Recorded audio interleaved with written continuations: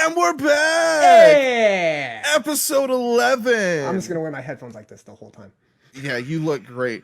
Brian's prepared as always. I'm prepared. I know all the lyrics to this song, and I am super stoked. We're going to be joined soon. Don't fret, because no one's here. It's just us losers. We are going to be joined in approximately 29 and a half minutes by the guys, the vocalists of Dropout Kings from Arizona. Got some trap metal for all my metalheads, rap heads, and pretty much just everyone who's had a depraved childhood. It's going to be dope.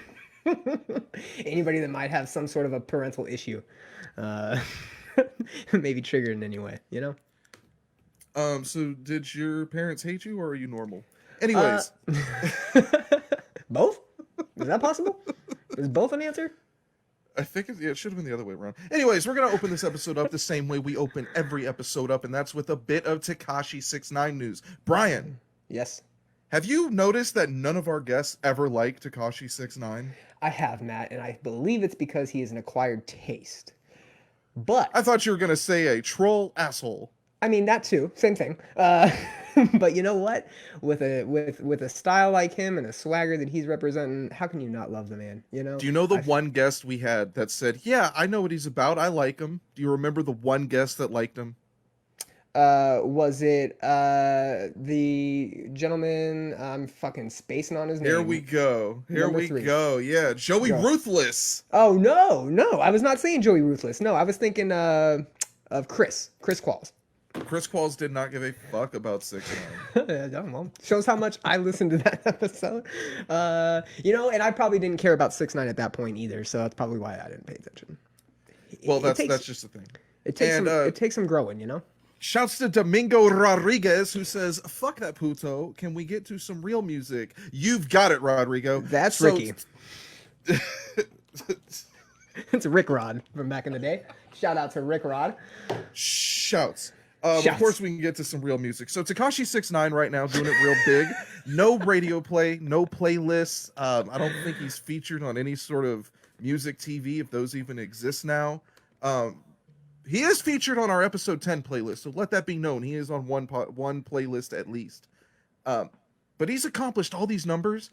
Damn near had the highest charting or fastest gaining single on YouTube, some record that he ended up not having, but argued it till the end and still hitting these huge numbers. Trolls, the video is out now with Nicki Minaj. It's super cool. They did an alternate version of the song, which is crazy because you can do that now on iTunes. I know Kanye's done that to a few songs. There's another release today. Same thing. Oh, really? Are you just gonna walk away from them? Just go ahead and leave with your Bob's Big Boy T-shirt. It's actually a wasteful T-shirt, but we won't talk about that. Yeah, we really won't, because I don't know what that means. They haven't paid me, and they haven't given me a free shirt. All right, so is your fan at the desired setting, Brian? Are we good? Yeah, dude, it's fucking hot in here. I live in Texas. Fuck you. Thank God I'm in Hawaii right now. I'm in a studio. In Honolulu. I'm in a studio with a bunch of equipment. How's the security job going in Hollywood, in Honolulu? How's it going, Matt? Is it currently, I have been with this talent agency that gives me security work, and I'm now doing security at a Jamba Juice. We're at a low security, minimum security shopping mall here on Oahu. Happens to be in a galleria. Just because they call it a galleria don't mean that we don't bang, okay? Clearly. We bang. She bang. Sorry, yeah, dude, so anyways, back to the real music. Tekashi 6ix9ine is doing it real big. And if you're a fan of the Trolls video, then you're definitely going to be familiar with this next story. The queen, not Nicki Minaj, the real queen, the queen of the internet, Belle Delphine, has graced us with her presence once again. The scene queen, the e-girl of all e-girls, has officially returned. She is back promoting her OnlyFans. I'm excited. I've already given $60 per 15 minutes to it. I hope you've donated. She has a Trolls video out where she has her own rendition of the 6ix9ine Nicki Minaj song, and it's awesome. So if you're a fan, yeah. So if you're like Domingo Rodriguez, who enjoys real music, be sure to check out Belle Delphine's version of the 6ix9ine classic Trolls. I feel like Belle Delphine, if I'm not mistaken, has been in the eyes of the public for a couple of years now, right? She is only She's been 20. the apple of my eye. Yeah, she's only 20, so be careful. So 20 is a good number. it is a good number now. I wasn't it is a good talking about number her now. 2 years ago. Okay, all right, good. I'm glad you weren't, but there's a good chance a lot of people weren't. So the Belle Delphine stuff. She wears fake braces, dude. Okay. Yeah, They're fake. I know. They're not real. I know. And I feel like, yeah, and OnlyFans, it's just bad news. But the Trolls video was hilarious. I do love the original Trolls video with boobs and butts, just like 6ix9ine loves to do, and it's a great fucking video. Belle Delphine butt. I'm not. I'm Next sorry. time we're hanging out and you say, "Hey, do you want noodles or ramen? What are you hungry for?" Belle Delphine butt is the answer to everything. Just Belle Delphine ass. That peach. Give it. We only have one listener apparently, so shouts to Domingo Rodriguez again, who's talking about booty work, pastrami sandwiches, and mentioned that Belle Delphine's Pornhub playlist is gold. You know what else is gold? The episode 11 Spotify playlist that I've created just for you special listeners. Just for you Features guys. a ton of music that we're going to be reviewing tonight, and the entire EP of Dropout Kings is scattered through it. So enjoy that. Get to Spotify. Brian's downloading it right now because I'm actually on the Belle Delphine Pornhub page. So. Oh, okay. Don't mind me. At least you're on one of the playlists. That's cool. I'm super stoked that Belle Delphine's back because there's only a few chicks on the internet that I super duper love, and besides Nancy Pelosi or Tommy Loren, it's definitely her. That's a joke from my older crowd. Stick around for the 18 and over show later on. Oh no! I'm just kidding. We don't separate or segregate or do any of that shit. Do have a sponsor this week. Got sponsor for the show. What do we got? Episode 11 is brought to you by Gaslighting. That's right. Gaslighting is sponsoring episode 11 of I Hate the Scene.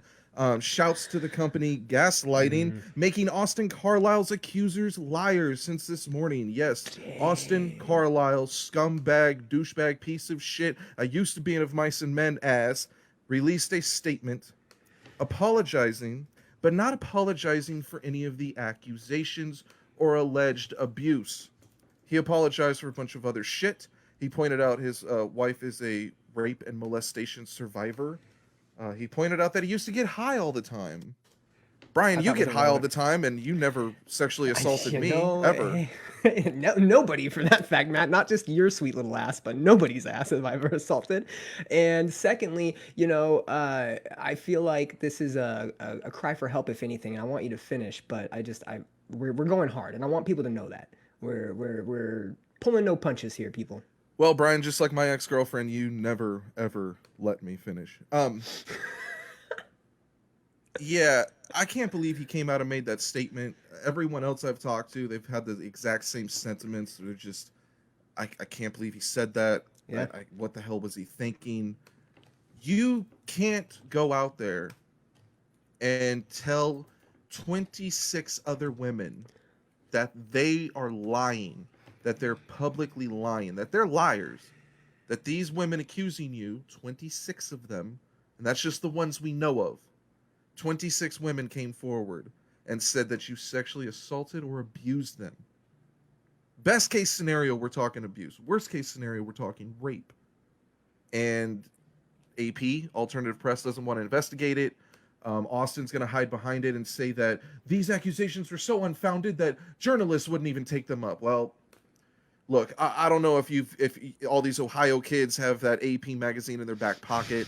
I don't know if your management is paying to keep you on that shit rag, but they need to put out that story. If not for people like me and you who want to know the truth, if not for the brave victims that spoke up, hashtag speaking out, it's really difficult to suffer any sort of trauma and then try to tell that to even a close friend. But to tell the entire world, the internet, to throw it out into the ether for you to get ridiculed, scrutinized, judged, you got to be pretty brave to do all that.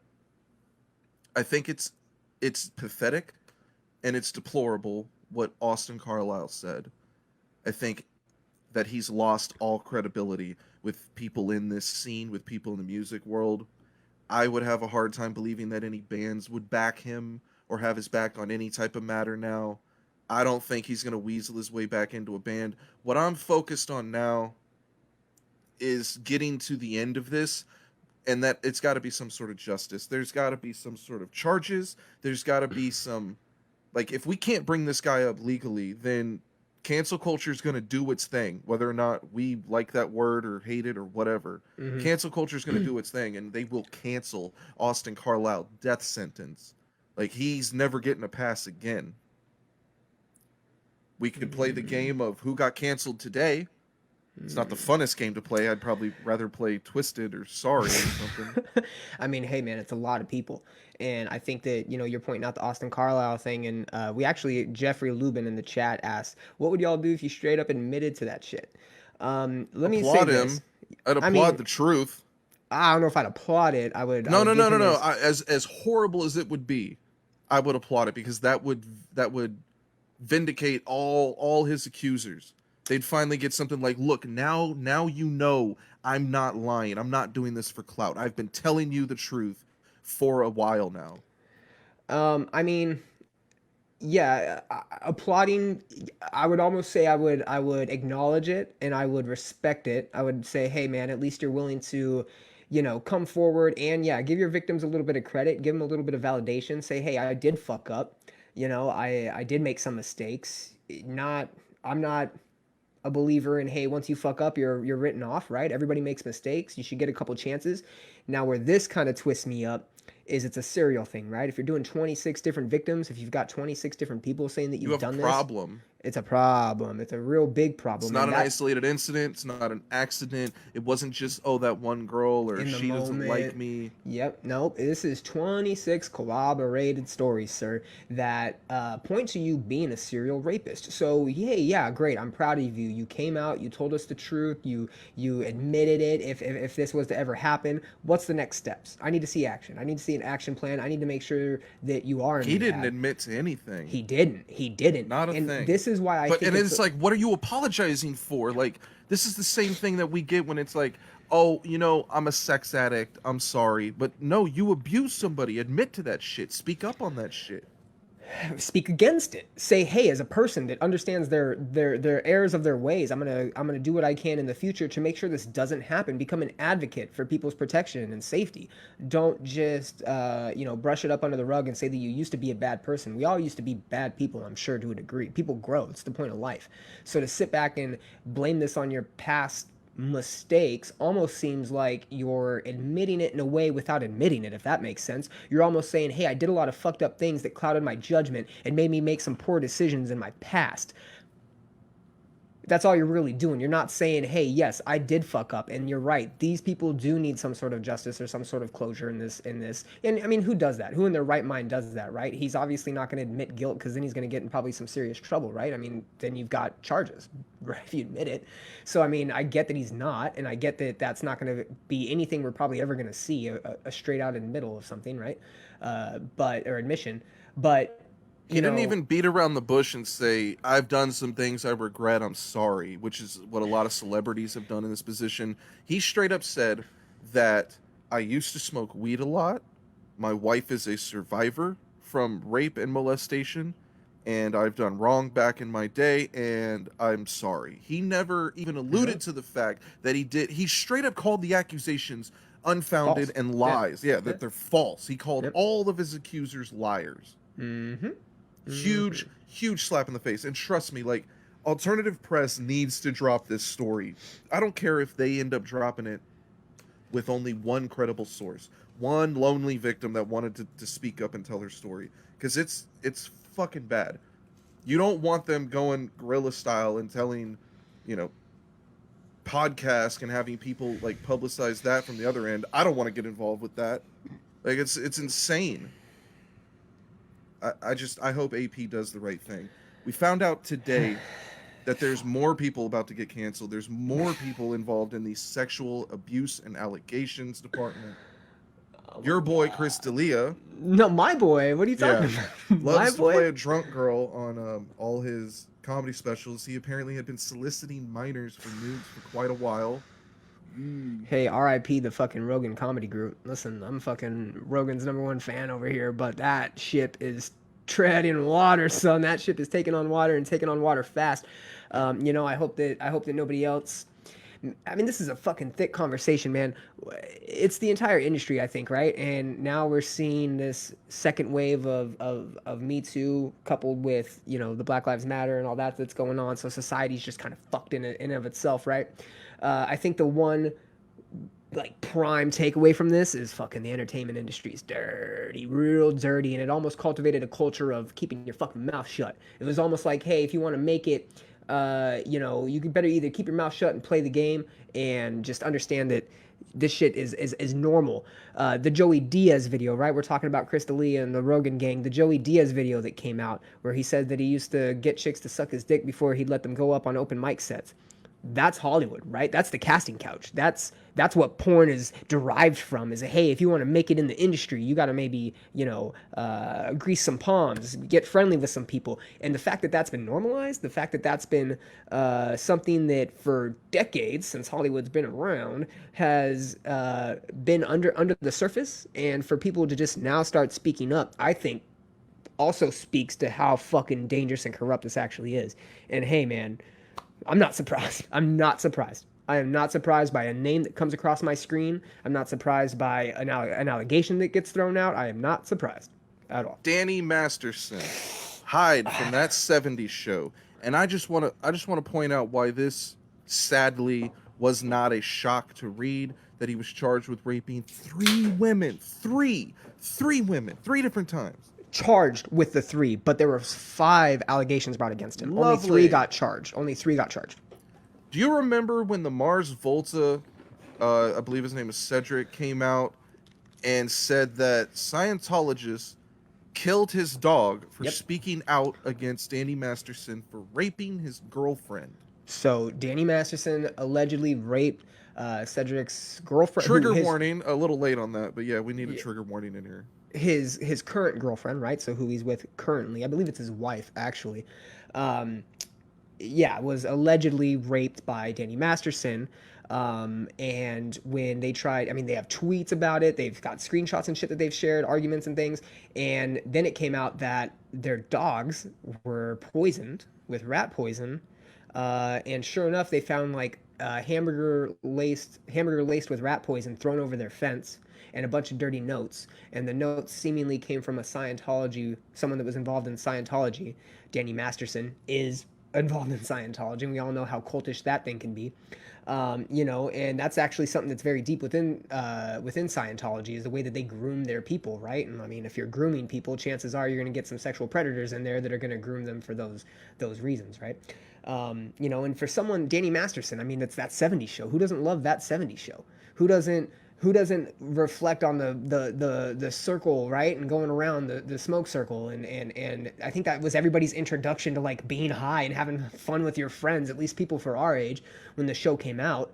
And to have this, now he's being charged with it, is fucking outlandish. But it's about time, because the Mars Volta thing has been out for quite some time now. You know, they brought that up on Twitter maybe 6-7 months ago, and it's just now gaining traction again. You know, and I'm almost positive she's one of the ones that has the actual charges against him. I'll try to get those details and reflect that back. But I just remember that story coming out and thinking 2 things. Why single out Danny Masterson? That would be really strange, to come up with this lie and then single him out above everyone else, because he's not like, you know, an A-lister or anything. I thought that was strange, and that meant something. And then to say that Scientology killed your dogs, I was like, okay, this is getting strange. I wish those 2 weren't in the same tweet, because one kind of convolutes the other. But it definitely speaks to something now that you have charges brought up against Danny Masterson. And you know, I posted something on Instagram earlier today. It's a picture of Hyde in the smoking circle, because like you said, that was like our friends. That's who you grew up with. You know, that's your TV buddies. That's your TV smoking buddies. Yeah. And that's how I felt, especially about Hyde, because of the character he plays. I thought he was our boy, dude. And it's like finding out your boy is a fucking rapist, is a fucking predator. The meme of him talking to, I think it's like the police chief or whatever, or somebody, and they ask him, where do you see yourself in 5 years? And Hyde's response is, in jail. It's kind of ironic. Like, it's almost, and coincidental with that. It's a beautiful irony almost. Same with Chris D'Elia. He played a pedophile and a fucking weirdo in 2 different episodes. So again, I ask this: is this reality imitating life, or art imitating reality, or reality imitating art? What is going on here, and why is it fucking everybody? We're gonna need a lot more details to roll out to really try to wrap our heads around anything with Danny Masterson, Chris D'Elia, the Austin Carlile thing. I think going on places like Twitter and reading from the victims is a real good way to be informed about what happened. I read some accusations against Franz today. I've been reading up on all different sorts of people. The CJ McCreary video that came out. Yep. Everyone's getting canceled, and I just want to speak to that. 2 weeks ago, I hung out with some youths, with some younger people, all in their early 20s, and it was weird to me that while they're having the same discussion that me and my friends had when, being obsessed with music and speaking about what bands you think are good and who sounds like who and what labels this and that, and then they start talking about who's getting canceled and who should be canceled next, and they're dead set on talking about guys like Mike Fuentes. It's this dude's favorite band. He was hitting up minors. He doesn't like that. He doesn't support that. So now it's like his favorite band is dead to him, and I kind of feel for him. It's like, it like, you didn't do anything to deserve that or make that happen, but you have a shitty band member, and it screws it up for everyone. It's like, how is that band supposed to really come back now? Because they've been the same 4 members since the beginning of time. So now if you want to continue touring, you got to kick out Mike. So now it's not even like the real band. So now we get some fucking replacement who will probably be from a band like Armor for Sleep or some stupid shit like that. And it's like they throw together a tour, and it's like, okay, cool. But like, I remember when I saw them with Mike, like before he did fucked up shit, and they were good. There's a lot of bands in this scene who will not speak up on things like Austin Carlile, or speak out against him, or stand up to him, because they might find themselves in a position where they might need him, or they might play with his band, or they might do this. And it goes for everyone. Everyone accused of being racist in their band, everyone accused of sexual misconduct, everything.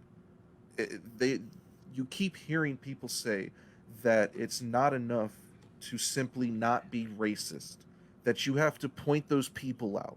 And I think the same goes for these sexual abusers, sexual assault, everything going on in this music scene. If you know about this shit, like maybe that 70s show the cast members knew because they allegedly disowned Danny Masterson years ago, if they knew about this and they didn't speak up, what does that say about them? You mentioned earlier off camera on the pre-show that Laura Prepon from that 70s show, Donna, is also a member of the Church of Scientology. That's interesting to me, because what if, because of their faith, they're going to keep that secret now? I mean, it's the same thing in Hollywood, why people didn't speak up against Weinstein, because he had a stranglehold on their career. So imagine if it's somebody that could have the power to book your band on a major tour, or to get you signed, or to do something. They have that power. They abuse it. Those are predators. Those are the people that we want out. We want them outed, and we want them out the industry. They're the hardest ones to convict, because people are unable to speak up on them. That's why it's such a travesty that alt press got all these stories from all these different women and simply said, thanks, but no thanks. We know he's a bad guy. We know he's an abuser, but you know what? We can't trust you. Sorry, not sorry. And like Jeff Lubin's bringing up right now, Ashton Kutcher, the same dude who went in front of Congress to talk about human trafficking. Yeah, that's just crazy that, one, you have polar opposites in Ashton Kutcher and Danny Masterson, and like he's bringing up here, Ashton Kutcher was hanging with Danny at a wedding 1.5 years after the accusations. It's definitely a good point. It's strange. It is. And again, we brought up the fact that the Church of Scientology, right? I mean, churches in themselves don't have the best track record with predatory behavior. That reminds me, this episode of I Hate the Scene is brought to you by Chick-fil-A. Chick-fil-A, yes, yeah. Okay. Totally sponsored by Chick-fil-A, because They're closed on Sundays for all you Christian motherfuckers. Oh man, you didn't hear about Chick-fil-A, did you? Oh God, I can't eat there anymore, can I? I don't know. Fuck. But we have I some just guests. knew they were gonna do some fucked up shit. Oh, we'll connect. We'll connect off air, and I'll break your little heart. We have some guests waiting for us, though, that we're gonna bring into the realm here. I hope everybody's excited. We have the Dropout Kings. They're getting brought in right here. Here they are. Boom. Hey, what's good, y'all? What's up, guys? What's going on? Sorry to keep you hanging for a sec, but we had some you're serious good. shit to discuss. Nah, I feel everything you said. I see Bill in the back. That's what's good. Shit. Yes. Fucking, this is great. How are you guys? Good. How are you guys? Oh, we're awesome, man. Glad to have you on. Glad to fucking have you guys in here and get this shit going. Man. yeah. We're excited. Definitely. So while we have you here, I see you guys hashtagging trap metal all over the place. That's a different term than I've heard people label music before. So what's the deal with trap metal? Yeah, I mean, basically, it's almost like new metal, but with like a modern twist, and it's like we try to incorporate like modern trap, like beats and like flows, like vocally with like updated like gent riffs and shit like that. Yeah, my dogs are going ham. Hey, that's awesome, dude. Fans love them. So if you guys want to bring them up on the screen, fans are gonna. Oh yeah, I'll bring up the culprits for sure. I had an apartment for a while, and they just like got so used to fucking just like barking Yeah. at everything. I'm high as fuck, yeah. I was gonna say, Yes, should baby. we ask how high he is? Because I can see that, like, I look like I'm squinting pretty good, but Yeah, my eyes are just pretty closed. Yeah, dude, that's awesome. oh, it's great. You always got a pre-show for this type of shit. Yes, yeah. I mean, fuck. Got to. So Bill filled me in a little, and he said, Adam, you're obsessed with new metal. Eddie, you're obsessed with hip-hop. This sounds like the perfect version of 12-year-old me. So who are some of your favorite new metal acts, and who are some of your favorite hip-hop acts? You want to go first? Oh, man. Dang. I feel like I'm like one of those people. I listen to so many artists. I almost feel like I got all-time favorites, but I almost feel like my it changes like every day. Like I got a new top 5. But Yeah. my favorite rappers in general, just period, or hip hop artists are definitely obviously Tupac. Who doesn't say that? But just he influenced everybody, so it's like you can't really not put him on the list. Lupe, Black Thought from the Roots. Lupe is fire. Lupe is one of the GOAT rappers, period. He was speaking out about all types of real shit. Like I remember, when Obama was in office and shit was popping off with Libya and all this stuff. And Lupe was like one of the only rappers that, as a black male from Chicago that was like, yo, this shit is still some fuck shit and I don't fuck with that. But everybody else is just kind of on the like Obama wave, you know what I'm saying? And, he still is way better than Trump. But anyway, I just fuck with people that like to make dope music and spit some real shit regardless and don't be, too attached to kind of like you were saying earlier, you get in positions, whether it's with your fans or it could be in a power structure, but right, you might feel some type of way and you want to express that, but you're scared because you don't want to be canceled or you don't want people to take your words out of context or something and just mess your whole shit up. But anyway, I guess that was kind of off topic. But yeah, it's good, man. It's actually all relevant. So it all feeds into it all, baby. You're good. You're good. The ideas, they come to light, It's pretty it's but I guess on the new metal side, I was like always really into like Linkin Park, System of a Down, fucking Mudvayne, just like so many bands like Slipknot, just like all the shit. And then I feel there's Limp Bizkit, there's like people like Denzel Curry. Yes, thank you, son. Yes, right. You know what I'm saying? He's somebody that to me already kind of was trying to pave the way for people to hear hip hop and some heavier kind of metal shit mixed together. And just like I remember, he was like probably the first artist I ever heard rapping over some crazy trap beats with like some guitars and shit. And I was just like, what the fuck is this shit, bro? Yes, dude. Yes, I love Denzel. Definitely an influence for sure. Fuck yeah. Yes. I mean, so do you guys? The trap metal. Okay, so what trap influences are you bringing over, and what made you decide to go with the trap metal rather than like? Dude, the they might be doing this metalcore? interview from the trap house right now. We don't know. They could. Hashtag trap house. I've been in the kitchen, dog. Oh man, I mean, trap music. A lot of the trap stuff that, in general, you know what I'm saying, hip hop, or I get, all genres are kind of like, it's so many different things just kind of mixed together. Then you get like subgenres and stuff. Right. So right now, hip hop, obviously trap music is just like the biggest thing. All the southern rappers, the big bass, the slow beats, rapping in triplets, doing shit like Egos or I'm not into that stuff so much, but I do listen to it on occasion for sure. Like I fuck with Future and some of those guys a little bit, but I definitely like Triple X. This is like 2nd anniversary too from him passing away, so rest in peace to him. But definitely shit like that. I mean, man, like I don't even know. Even if you really want to talk about trap music, like think about T.I. or what I'm saying, somebody coming out of some of the guys that when we were in high school, these were some of the rappers that were really blowing up and kind of changing the sound of hip hop. Kind of making trap music what it is today. Now everybody's a trap star today. You know what I'm saying? You're in the suburbs, you still whipping bricks, shooting 50 straps. You know what I'm saying? But it's just it's a fun energy to just have people be able to get that release out. You know what I'm saying? Because just like that's my favorite thing about I think the trap metal is hip hop and metal have that in common super deeply, is that they're both just straight up rebel music. You know what I'm saying? It's just fuck authority, fuck the system. Nobody's gonna tell me what to do or how to feel, and I'm about to turn the fuck up. So like, it's like a crazy perfect mix. Like when you think about it like that. But I guess it's what a beautiful to be that we're like one of the only bands that's like really pushing it super hard, because I feel like it would be way more like a thing like a lot of people musicians would just want to do. And to speak to that, you guys are doing it beautifully. I feel like a lot of the new metalcore, and I'm gonna say new metalcore because it's got that new in front of it, right? Yeah. The hip hop. That's not the hashtag they use, bro. It can be. It's trap metal. I know, and I'll get to it.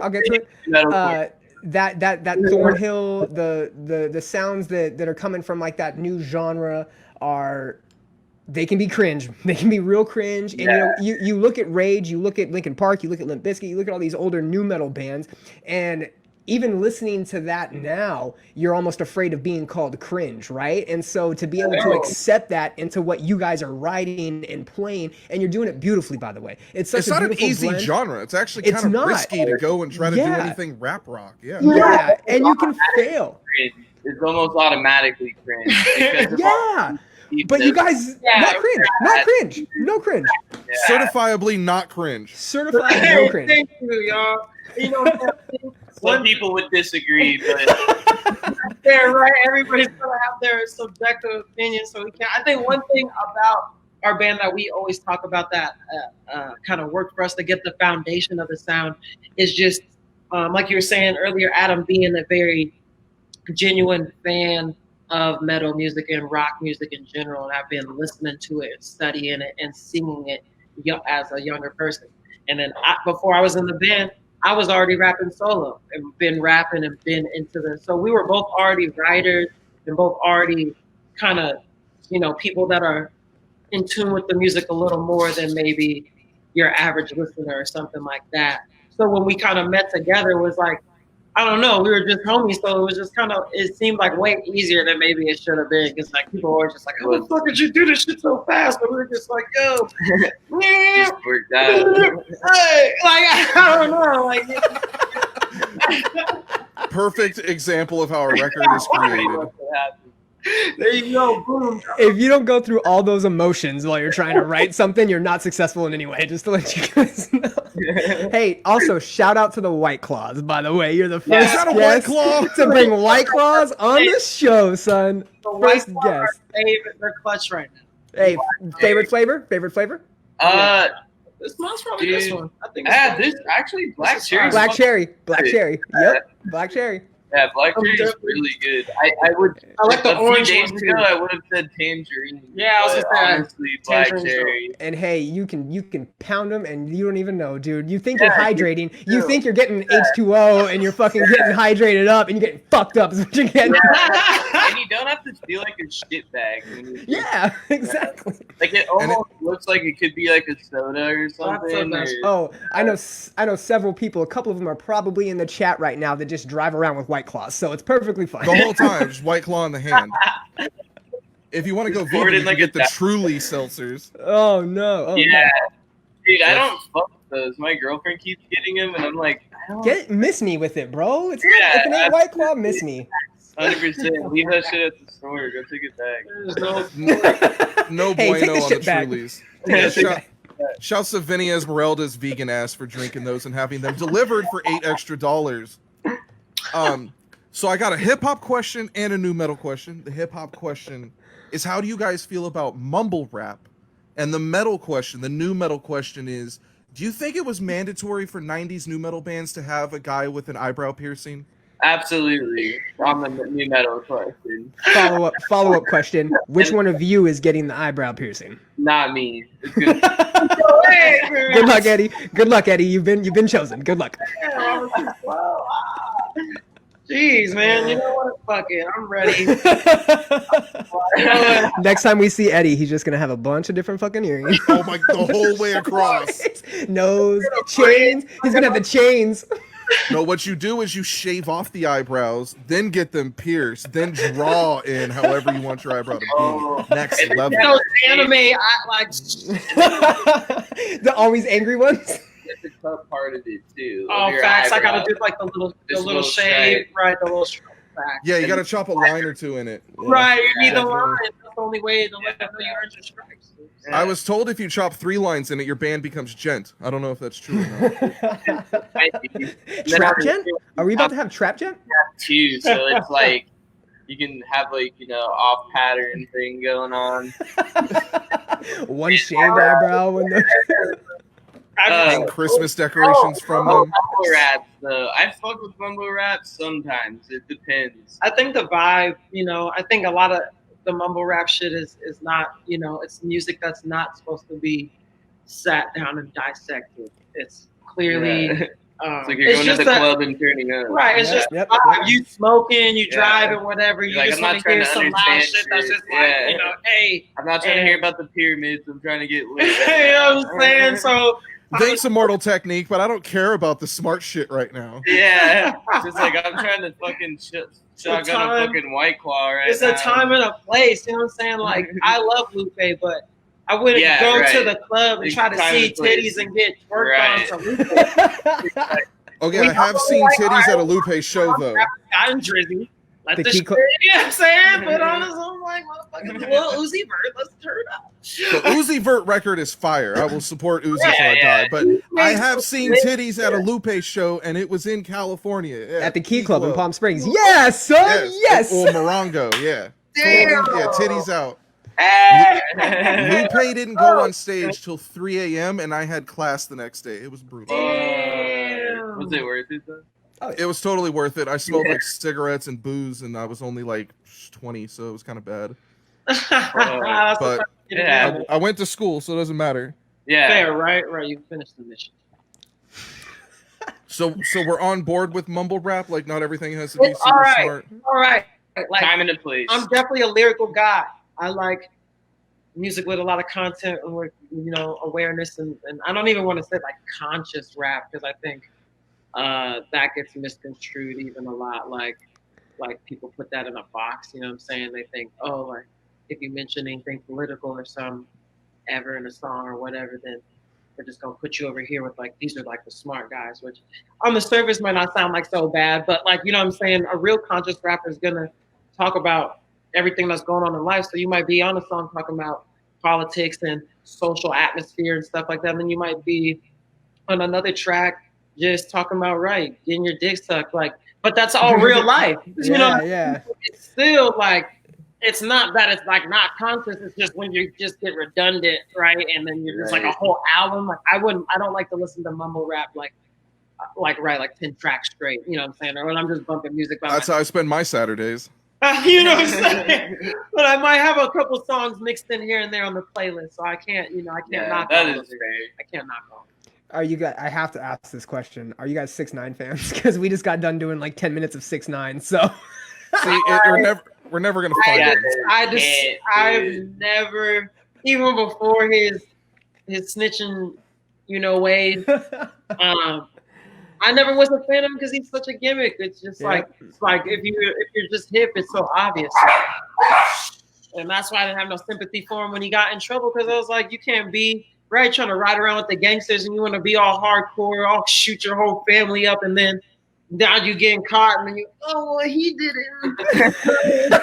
I'm sure he's threatening you. Man, I thought you was in jail. Like, I don't like that shit. Well, you're definitely invited to episode 69 when we actually get Tekashi on the show. I'm ready to come back, bro. We gonna light that up. Yo, but it was wild as fuck though. Whenever you had like 2 million people on his Insta live. hey, When 3 million drops the stacks and he's like, yo, I did this on house arrest. Yeah. Like, come on, son. Tell me how I ratted came home to a big bag. Yeah, Dude's loaded. Crazy. I mean, it shows you though, like that type of music, right? Who's really bumping him though? Like little kids.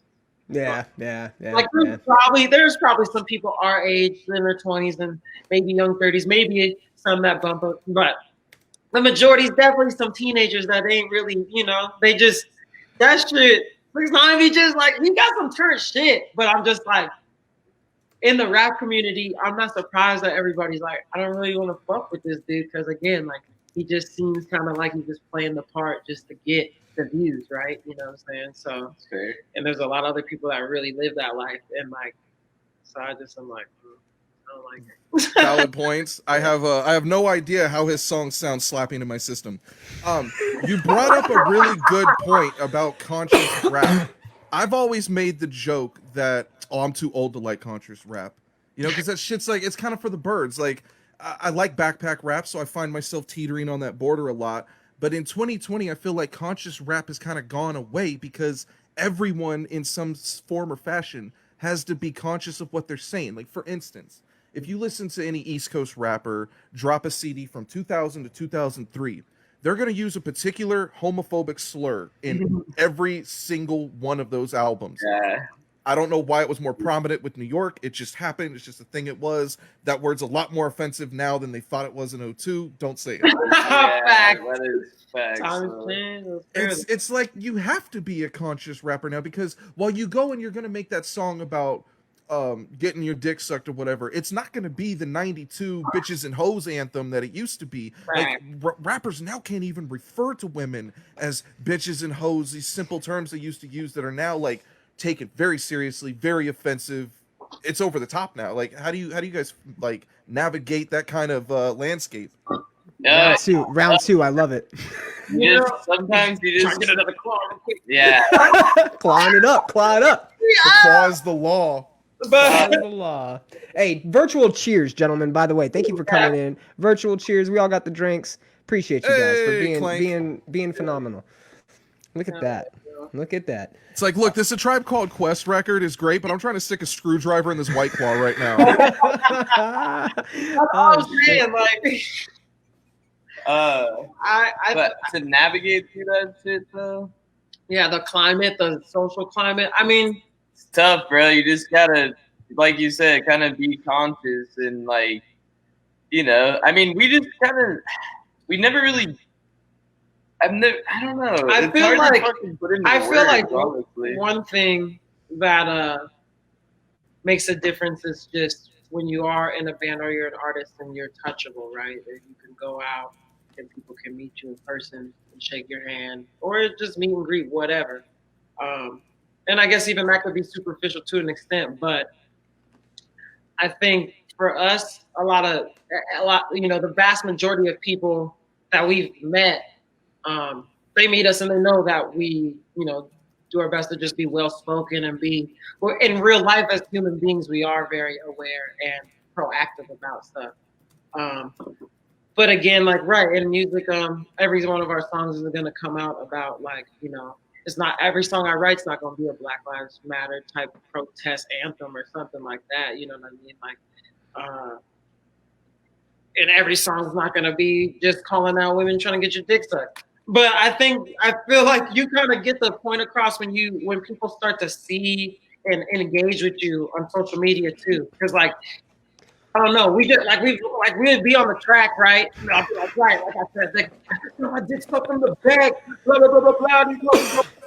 But then girls will like, you know, women will comment on our stuff or approach us and stuff. I ain't never call no woman a bitch to her face, or some shit out of line like that, unless you know some shit was really out of line like that. So like, I feel like your reputation kind of precedes you. For famous artists, obviously it's a lot. Like when you're real famous, it's crazy because you have so many fans that have never engaged with you, so they don't really know nothing about you. God, imagine what it's like to be The Weeknd. You understand? Like, that'd be kind of cool, but you be right. Yeah. You could do a lot of dope shit, but at the same time, he has to tippy toe around everything he does, right? Because one wrong move, one girl mad at you, one thing, whatever, you know what I'm saying? And his whole shit could get just out of control, you know what I'm saying? Even if he had the best intentions and everything involved. So look at that movie, Uncut Gems. Shit, he makes a guest appearance in that movie, and his whole world goes to shit just from trying to do with some hot ass girl. So I mean, I think it's just about such a good movie. You know, I think as long as you just know that you're good inside, like you're righteous in your heart. You know, I don't know if that might be corny cliche out here, but if you know that you're good, like, right, I know, like I said, I know I got respect for everybody. So I know when I say something, if I get on the track, if I say bitch, niggas, cracker, you know what I'm saying? Ho, whatever I say, I feel like the way that I'm going to put it out, obviously I can't control everyone receives it, but most people are going to know where I'm coming from. They're not going to be, you know, offended by me saying that because they're going to know, okay, right, he's using it in this context to get, you know, this point across or explain this type of person or whatever, this situation. I'm not saying everybody out here that hears this record right now, your mom's a bitch because I you know what I'm saying? Like, yeah. Your mom's a bitch. You know, wait, you say cracker on this record? That changes the way I feel about everything. You know what I'm saying? Like, oh my God, right, that's what I say. Like, somebody would say something crazy and I'd have to shut them down. Oh, it'll be bad. But that's not how people are nowadays. So it is kind of wild. But at the same time, I feel like too, hip hop and metal, I guess if you were going to pick a genre to get a little vulgar and ratchet in, you know, that's the two best to get into it because motherfuckers already know that they don't give a fuck, you know what I'm saying? So, like, if you're going to turn up and say some shit like that, at least make the music out and the fuck up. Somebody's going to be like, hey, you know, hey, it's still hot. It was like Chris Rock said, bro. He had to stand up and he was talking about girls be in the club dancing to the nastiest records, but they be on their feminist shit like, right, we don't want to do all that, or don't call me that. So then he was talking about the girl dancing and the dude in the rap's like, yeah, bust the nut in the eye, beat it in the eye, bust the nut in the eye, beat it in the eye. She's working to it, you know, freaking. And then the dude comes up and he's like, damn, like, I thought you were a classy woman. And she's like, nigga, you ain't talking about me. And then she just goes back and turns it up. And I was just like, yeah, like, right. Like, if you don't take personal offense, like, you good. Like, there's no reason to sweat it. But I do feel what you're saying. Like, right, there's still some things that you definitely gotta be careful about just kind of going off. There's those like obvious ones that and it changes with time, like you said, with the words and stuff. It depends. Like right now, Eminem's not gonna drop the F-bomb right now. Like he's not coming back and doing that. You know what I'm saying? Like I would say never.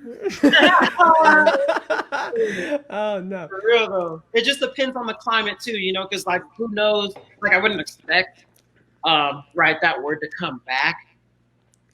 Who knows? Shit is weird like that, you know what I'm saying? Because that's like the whole thing with bitch, right? It became almost like the N-word did psychologically for girls. Like, right, you get the bad N-word that everyone knows that it's like just derogatory and disrespectful and racist.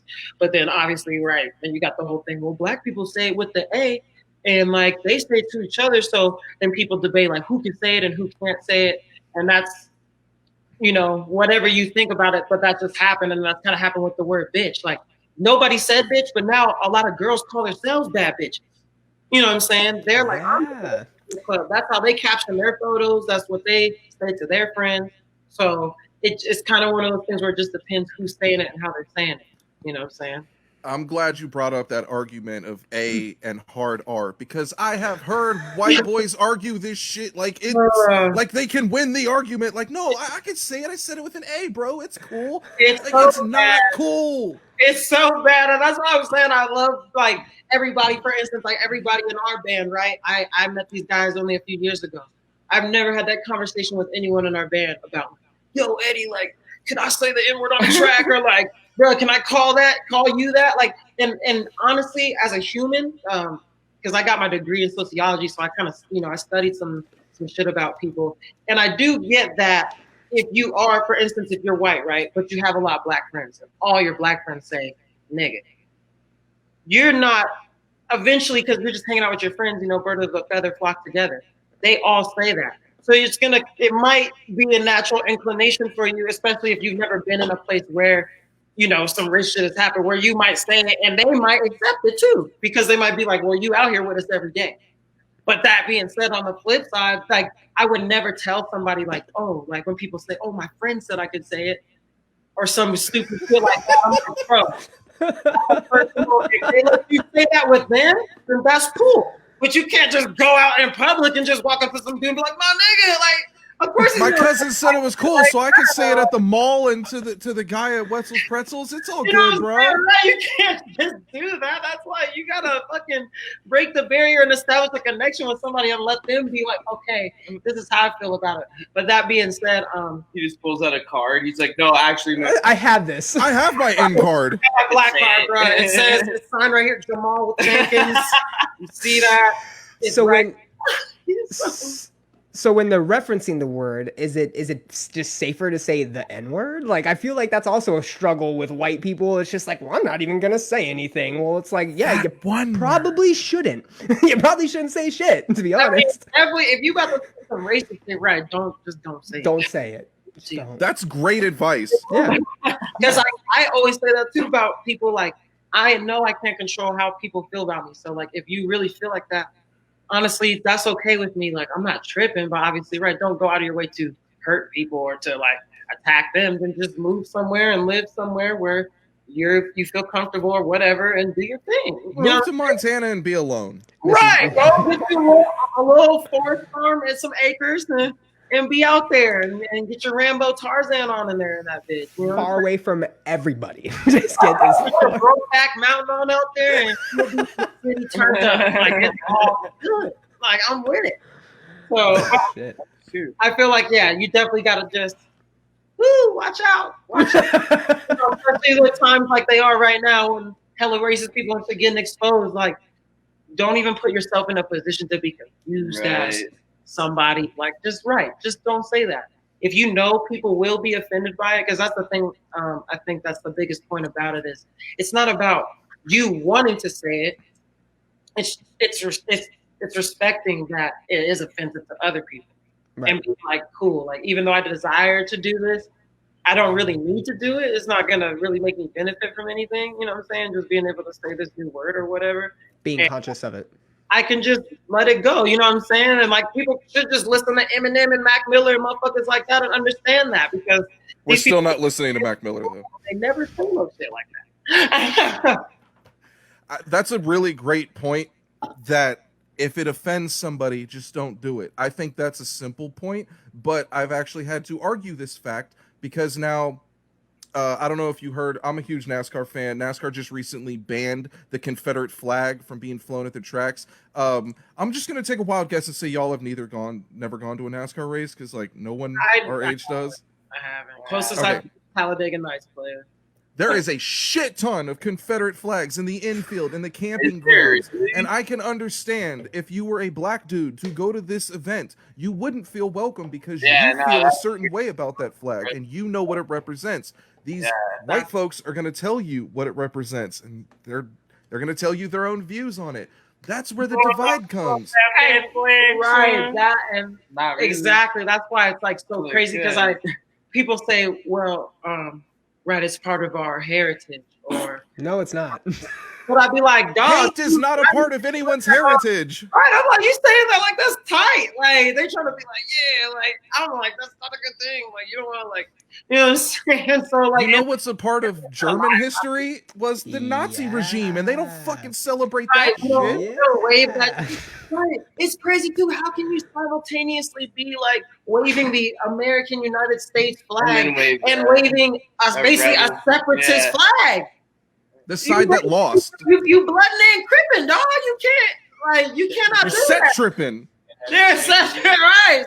Like that's what is going on? So that shit is definitely funny to me. I love when I see comments and people talking like that. I definitely usually just get the popcorn.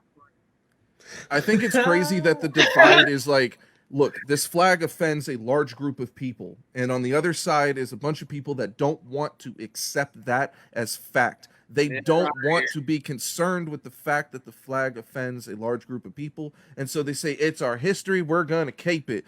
There's a lot of things in our history that we don't need to publicly fly proudly like a flag. And they broke down the Confederate flag, like that version of it, right? And how it's been prominent for however long. And it's not, no, that flag came about after the separation because of the whole thing already took place. Are you giving me a history lesson? That flag is specifically really racist. Like, it's specifically racist. It's in support of slavery. End of story. Yes. It was the flag they took after they separated. So, like, people try to act like it's they do try to act like it's about something else, and I'm like, dude, like in the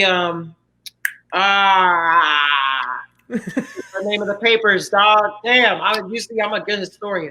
But what I was gonna say is when that was all going down with the Emancipation Proclamation and all these things that were happening, because people always say, right, it's not about slavery, it was about states' rights and taxes. It was mostly about slavery, though. It was mentioned 80 times in the paper.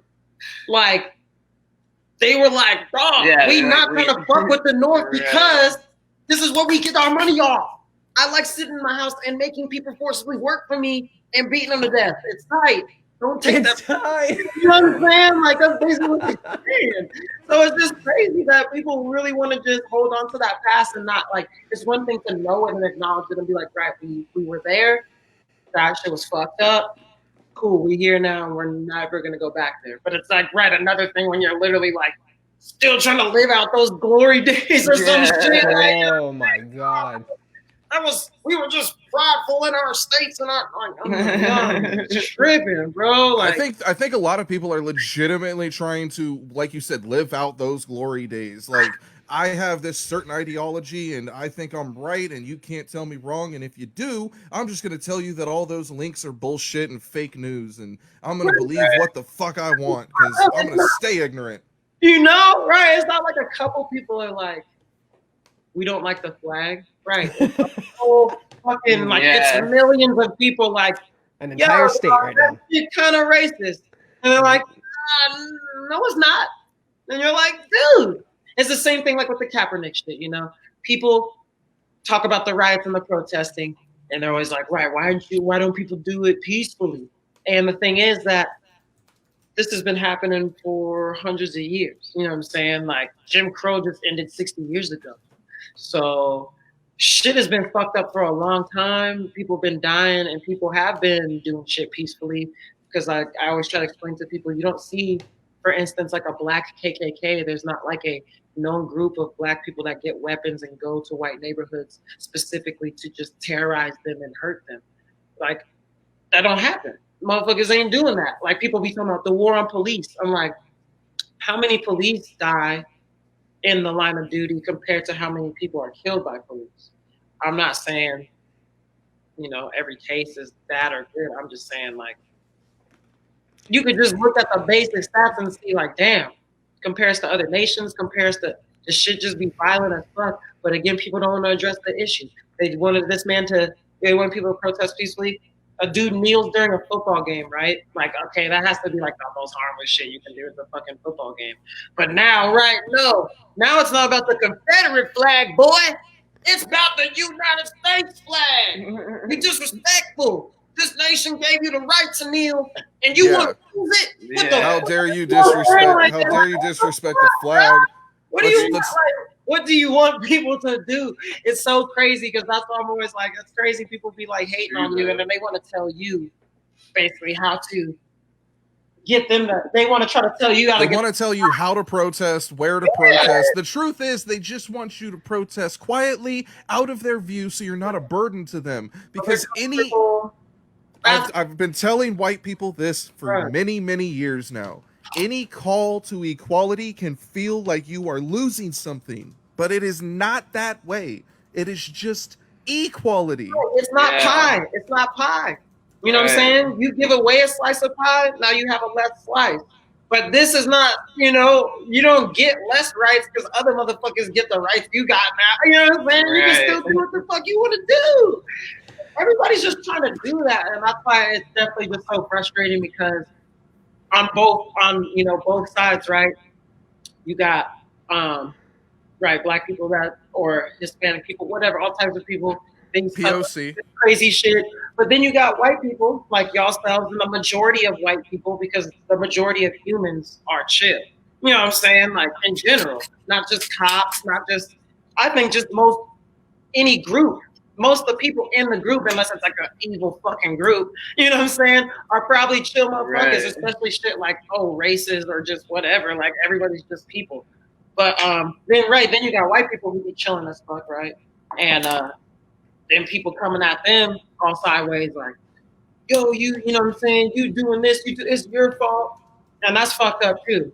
But definitely what I like to, just explain and appreciate to all of my white friends and family members and brothers and sisters in the world is just like, just as a human being, it's just nice to know in any situation, whether it has to deal with race or anything else, when you just got your friends and somebody's picking on you or fucking with you, you expect your friends, no matter who they are, to be like, yo, they fucking with you? We got your back. We gonna fuck them up. Loyalty. You know, and definitely, it'd be crazy sometimes because I have had friends that are like, they don't want to like say anything because they don't want to offend their parents or they don't want to offend their, but I'm like, bro, motherfuckers is dying. You know what I'm saying? Like, let them be mad. They'll get over it. But people won't get over their dead relatives and shit like that. That's a great point. I also like the most low-key bong pass in the history of this show. That was wonderful. I saw that, and I was like, hit that on camera, bro. I would say that's like messages I would say that's like a Drew Brees sidearm, but fuck him and his bullshit comments against the flag. You made a lot of really great points. I feel like people are super divided on this Confederate flag thing, and I think it really boils down to, do you care about offending a large group of people? Either you care or you don't. Either you don't want to offend those people, or you're so hung up on what you personally believe that flag to be that you're going to disregard the feelings and opinions of those. And maybe that's just the easier route. Maybe that's why people take it. I think it's shitty. Well, what I think happens with the shit, because people want to tie it back to like the police, right? And the police are something that you're raised to. Strangers are weird. If they're normal people, you're supposed to be cautious and wary of them. But when you're a police officer, right, we don't know you, but you have a badge and you're a cop, so we assume you're a good person. In reality, how the job is run and how they hire people, right, they don't really check that hard to see what type of person you are. So again, people want to always talk about the bad apples. Well, most of them are good, but when these bad people do stuff and these other guys work for the law and they don't even step up and call these other police out, what are the civilians supposed to do? Because the civilians are already looking to you for protection, and now you saying we not gonna snitch on our bad cops, so we're not gonna do this. And then that puts them in a like, what can you do besides protest, riot, do some shit to let people know? Just stop. Then somehow you gotta let them know. So I think it's crazy, and I think that's happened with the divide and conquer is kind of a lot of white Americans when they see something like, Eric Garner or Trayvon Martin, any of the shit, Trayvon Martin, all the cases, the man that just passed, I can't think of all the names. That's George Floyd. George Floyd. That's how fucked up it is, though. You know what I'm saying? But when they see that shit on TV, a lot of black people, right? Because you get of course, one thing is right, just relating to who looks like you. but there's another thing to just be a human and have sympathy and empathy. So you see a dude getting choked. I think a lot of minority people in general would just see that black dude and put their face on him. Like, that could be me. But a lot of white people put their face on the cop's face. And they think, oh, like, he's in danger. As a police officer, he's trying to do his job. This dude's resisting arrest or whatever they're saying he's doing. Damn. And this person that they're detaining is the villain, is the bad guy. It doesn't matter how small the crime is. They're the villain. So, like, now, and your mind is just like, right, you can do whatever you want to this man. It doesn't matter if he just jaywalked. You know what I'm saying? They don't care. They don't care. It doesn't matter. You can't resist. You can't say anything. If the cop gets too aggressive, they're always in the right. So the thing I think people just need to do is rehumanize just people in general. Like, themselves. Your job as a cop is to de-escalate and detain. Killing is a last resort. They trying to kill you. They got straps out. By all means, let it rip. Blow them away. But when you got a dude pinned to the ground, when you're chasing a person, when someone's running away from you, it don't matter. You don't just shoot them in the back. You don't stay on their neck for 10 minutes. You don't. That should just be obvious. So the fact that people got to argue about that, is that okay? Or those cops being too aggressive? Like, to me, it's like, duh. You know what I'm saying? But that's how really I try to understand, but how do they think it's not aggressive? Really, and they're looking at it from the cop's point of view, thinking, that parallel. He's in danger, not realizing that the cop in some of these cases, and majority of these cases, especially that we're talking about, they're the ones that brought the aggression. You know what I'm saying? And these people are unarmed again. They don't have guns. They're not gangsters. Half of them are fucking kids, like teenagers, 13, 12. That shit crazy. Like, you a grown-ass man, you can't detain a 12-year-old without shooting them? Beat the fuck out of them. Badge, bro. That's some beating the fuck out of them. So brilliant points you brought up. They need to be just trained better. That's all. One of the controversies going on in the UK right now is that their police have used the taser on citizens too much. I wish that was our argument. I wish that was our biggest problem, but it's not. You brought up the fact that a lot of African Americans saw the George Floyd being murdered in the streets. They saw that video and they envisioned their face on his. That hits a nerve with me because I remember talking with my black friends and asking kind of a dumb question. Hey, like, what does this Obama thing mean to you? Like, why is this such a big deal for you? And he said, my friend Andre told me, because we tell our kids they can grow up and be whatever they want, but we have no examples. I could tell my kid they could grow up to be president, and I have nobody to show them until Obama. And it struck a nerve with me. I understood at that point. And so I used to hear stories of, like, I would envision my face on Obama's. Now we're talking about a victim of police brutality murdered in the streets of Minneapolis and people envisioning their face on it. That sucks. We're deep off into the emotions, I think you've answered part of this. I was going to ask you guys how you felt about the George Floyd murder by the police brutality, and the subsequent protests. But also, too, with Eddie, what does Black Lives Matter mean to you? And what does it mean to you as a musician? Because it's kind of a different point of view, because you're out there, when you hit the road and tour, you're a lot of places. People see you. You're supposed to be looked at as kind of a role model in these aspects, and I think that's cool as shit. How do you feel about all this? I'm definitely with all the shit in Minnesota. I definitely agree that was overboard and that those police should all go to jail. Facts. I think that clearly.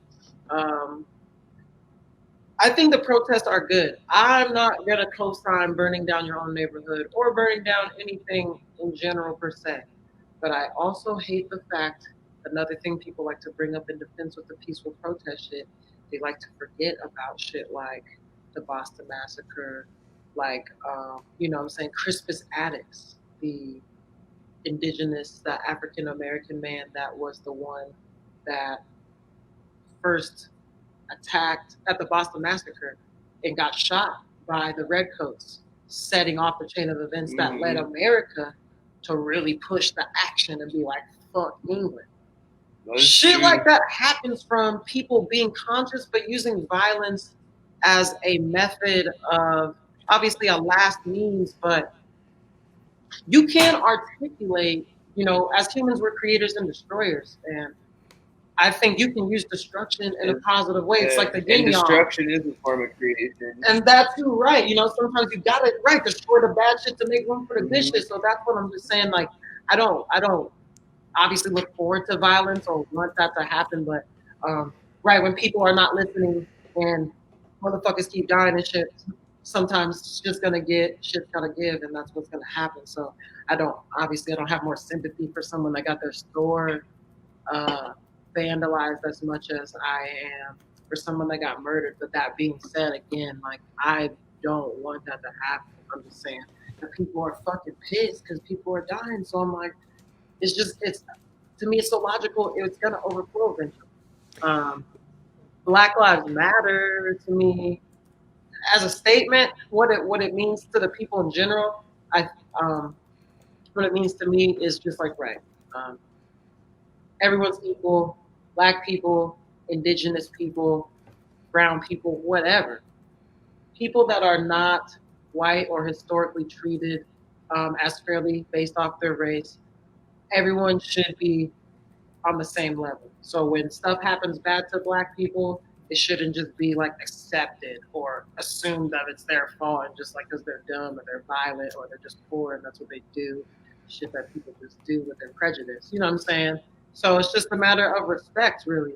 Obviously, it's not saying Black people matter more than everyone else. I don't even know why the fuck people say dumb shit like that. I'm like, how could you be enslaved for 400 years and then come out like, we're superior? Like, don't even make no sense. Like, you're so fucked up after that. Like, so like, this shit is just crazy. That shit is mad ignorant when people argue against that. But I will say, as an organization, Black Lives Matter, I think, is a little sketchy because they are tied to political affiliations with Democrats, from what I understand, that are not very transparent with where donations are going to when they get this money and what they're actually doing with it to help the Black community or minorities. So I think it's a good message, but on the flip side, semantics and things, you always got to be careful when someone says they're doing something for the cause or doing something because it's still money. You know what I'm saying? America's still stable on paper. So I feel a little sketchy about not just that it's being necessarily specifically Democrats or something, but just the fact that a lot of people will hop on board with some because it's a hashtag or because everyone's saying it, without really thinking about what it means and what the actual ramifications will be based off the literal facts of, again, where's the money going? Is it going to schools and neighborhoods for these kids, or are these politicians pocketing it or putting it into other, you know what I'm saying? Because I don't know. I haven't seen nothing that's come out that's been like, they just gave the money to this school. Like, I ain't seen that. I don't know where that information is. So I find that interesting. They could be a little more organized. That's a good point. It gets choppy because these are a bunch of different, I think nowadays something comes out, right? A movement, a hashtag, something of importance will come out, and people are so quick to jump on it before they actually like dive in, do their research, figure out what's going on, right? And I mean, the Black Lives Matter thing is, it's touchy, right? Because on one side, the movement's beautiful, right? You want to make sure that you do speak about the movement and you say, hey, this is the issue at hand. We need to take care of it. But the actual like organizational side of it, right? Who knows what the fuck they're doing, where that's going, and you're not properly organized like an organization. But what sucks is if you say, hey, I support the movement, you're already labeled as supporting whatever weird shit could be going on, right? There's no nuance to the circumstances. There's no nuance to what's going on, and for people to just jump so quickly on things nowadays, it's aggravating and it's frustrating, and you wonder why people want to burn shit down. And to your guys' point, hey, you know, we're in Austin, Texas. That's where I'm at right now. And for as far as the protesting and the looting and shit goes, you know, they only hit like 3 or 4 different stores, and it was maybe like 2 days. Fuck Best Buy, son. They ain't gonna miss none of them CDs. I don't give a fuck, son. I got all the 3LW on discography now. But it wasn't just Best Buy. So they did hit 2 prominent like Black businesses. And I think Austin, right? Austin has this culture where they felt, you know, that their Black community hasn't been represented properly. And for that to happen, it was a real quick turnaround. It was a real quick for people to sit there and say, hey, everybody knock it the fuck off and pay attention to what matters, the actual protesting, the actual peaceful portion of it, and don't go out and get radical about it. But to the flip side of that, but if you're still a TV, I'm not mad. The burning of the Minneapolis precinct is what I think was important, right? They peacefully got the cops to leave. They didn't fucking go in and start shooting them or blowing them up. They got them to back down, and then they fucking burned the building down. That's a message. That's a message. That's a message that says, yo, we're done. We're not going to take this shit anymore. You want to go after the fucking Capitol building in fucking wherever, Michigan? Go for that shit. Go for the places that systematically grow this and systematically allow this to happen. And then you're going to send a fucking message. Then you're going to send a message. That's real shit. I agree 1,000%. That's head on. Right. 1,000%. And that's what started it. And I think, people saw that and took the wrong idea. And of course, you're going to get your fucking crazy fucks that have been locked up at home for 2-3 months and that haven't gone out, aren't working, don't have money, don't have a fucking job because of COVID. They're going to go out and let their frustrations out. But the people that are really serious about it are the ones that are going to, they're still protesting. They're at the police department every day here. Every single day. There's 20, 30 people out there with signs on their megaphone. It's called the reallocation of goods, and Adobe will be thankful when they found out I have bootlegged Premiere and Audition. Suck it. I'm doing great things with it. Since we've gone through the real emotional stuff, I want to ask you guys some stupid questions now. Now that we know your style is trap metal and you guys are killing it at that, what would be like some hypothetical songs you'd want to maybe cover? Oh, dude, I've been thinking about this for years, for like the last year for you guys. Who is this? Spit it out, Bill. Spit it out. Bill, get on camera, Bill. Get on camera and let us know what's up. Yeah, drop some. Dark Angelo or Light Angelo? I've texted Adam this probably 3 times over the last 10 months, saying you guys need to do a 5 or 6 song EP of new metal covers. Yes! Do it! Fucking do it! Yes! Yes! Yes! So that's it. Run it. That would be, you know what? I think that would be cool because mixtapes, covers, a lot of that old school cool shit that I feel like people don't do a lot of things anymore. Like, I remember when motherfuckers used to just make music and just put it out so they could just have it heard. And I mean, they still do that, but you know what I'm saying? Like, they used to just for real just be like, this shit free. I don't give a fuck how many times you stream it. Just get online and download my shit and play for your friends. So fucking like people used to just do covers for free, obviously, because you can't get the rights because it's not your song. So you could just do some.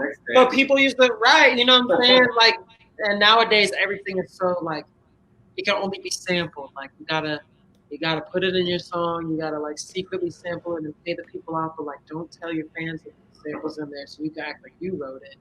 You know what I'm saying? Great shit. I don't know. Shit. Like, that's how could just be hitting me these days. I feel like people are just doing the most with it. But yeah, back in the days, I feel like everybody used to do covers of songs, or at least like. There it is. Lil Wayne used to just drop a mixtape where he was like, "Who's a good boy? If you Who's drop a good boy? Good Morty, yeah. Give it up, pets. Who's a good boy? That's a good boy. That's a good boy." Would you guys ever cover Edema? And is it okay for a 32-year-old man to still say that he enjoys Edema's music? There you go. I'm not mad at that. I'm not hating on that. I'm 31 and I enjoy Edema. Yeah. Dude, I want to. He said yes. One cover I would want to do would be like Rock Superstar by Cypress Hill. Yeah. Okay. So you want to be your rock superstar? Yeah, that shit would be hard as fuck. Hey, here's a tough one for you guys. Corn or Limp Bizkit? Limp Bizkit. Yeah. Oh, wow. I was not expecting that. I was expecting the Corn. On the low, I think I probably would pick Corn personally. I can respect both. Because like one of the first crazy music videos I saw when I was a kid, I don't know the name of the song, but it was Corn featuring Nas. Oh. And these motherfuckers was like in the mountains and shit, like gods on some like. It was like some new shit, but then they came back. I don't know, bro. This shit. Play me. The song Play Me. Was, but I'm telling you, this shit was crazy. And like, Play Me. That was before Nas sold out, so shouts to Nas. Yeah, you know what I'm saying? My boy Nas. I'm definitely a big Nas fan, and obviously he's just. Hey, Jay-Z won though. Let's be real. Yeah. You signed to rock. The diss war Nas won. Ether. But he signed to rock. What? Nas is now signed to Jay-Z, so Jay-Z won. But in the diss war, Ether's uglier than Super Ugly. That's true. Ether's hard, but still. Shouts to our post-hardcore god Swancore fan Jeffrey Lubin. He wants to know, what's it like being signed, and what was your first tour like? And he also wants to know what Franz smells like. Damn, we put a lot in there. Is it weed and Drakkar Noir? Because that's my guess. Yeah, he smells like pretty normal, like a normal guy. He smells Damn. Smells good. But the few times I've hung out with him, it smelled fine. What else was there? Oh yeah, being signed. I mean, it's like whatever. It doesn't really change your life that much. Yeah. I mean, it's cool, but it's like, you know, you just living life, bro. Being straight up, I don't know, being bro. dead I ass don't know though, what to tell you. being dead ass, because right, you want people to size it, but on the real, like it's always cool to have some people be like, oh, like we co-sign you, but at the end of the day, it's like, yo, we still just trying to make the same music and do the same shit we're gonna do. So yeah, doesn't change anything, you know. It's not right. You have a team that believes in the project, and that's amazing. You know, it makes your life a little easier in certain ways, but also, you know, it's like it's a business, you know. So it also comes with like, yeah, you gotta deal with bullshit. Come through on your part too, and have a little extra on your shoulders to carry. So it's something to think about, but yeah. But at the end of the day, you know, like it's not gonna change your life. Like you're still gonna go through your everyday life, and it's not gonna change. Right, especially when people are out here, you know, shit crazy. You know how record labels be doing people sometimes. You know, it's still a hustle, man. It's still a fucking hustle and a grind. Be careful, but it can be dope though. So like, you know, for us, it's been cool. The first tour though was fucking probably the hardest thing that we've ever done in our lives. It was like a 6-week long tour. It was so fun. It was fun, but like the van broke down like 3 times. It was like 116 degrees outside. We were like, in the middle of nowhere. Before the tour started, a firework blew up in my hand, and I almost lost a finger. And then my house burned down 2 days after that. Yeah. What the fuck? I swear. And then the tour was called Fire and Fury Tour. Oh, you almost Jason Pierre-Paul'd yourself? Bruh. That would have been so ugly. You would have been the only trap metal band to blow your finger off. It was fucked up. It was like a golf ball was just rolling out of my hand, and I was just rubbing aloe vera on it, and everyone's like, you should go to the hospital, and I was like, I ain't gonna. Aloe vera. We were like 2.5 weeks deep in it. We were like showering in Walmart bathrooms, and we just like sitting here with a finger that definitely needed medical attention like a week and a half ago. And we were just like, can we see it? Let me see it. What's the finger look like? You never tell. You could never tell. But I was. Let me guess. Oh, wow. Was that one? The right one? Dude, his hand looked like fucking E.T.'s finger. Bro. But this finger was, it was like, bro, it was, swollen, yeah, it was fucking crazy. And it was just filled with juice. Yeah, it was bad, bro. Yeah. Whoa. Hey, if you guys have any pictures, we'll share that shit, dude. Get that shit to us, and we will share it. I know Trevor has that one that he took. Our drummer Trevor took a fat picture of it at his house. When like the first night I pulled up, like we were having like a get together, and no one knew this happened to me yet. So I just came over to the crib. Everyone's like smoking and drinking, and I just walk in like, yo, and everyone's oh no, what the fuck? And I'm like, yeah, my hand almost exploded, but it's still kind of worse. But it grew back. It's like a fresh finger. I feel like it's like even quicker. Like it's like better than it was.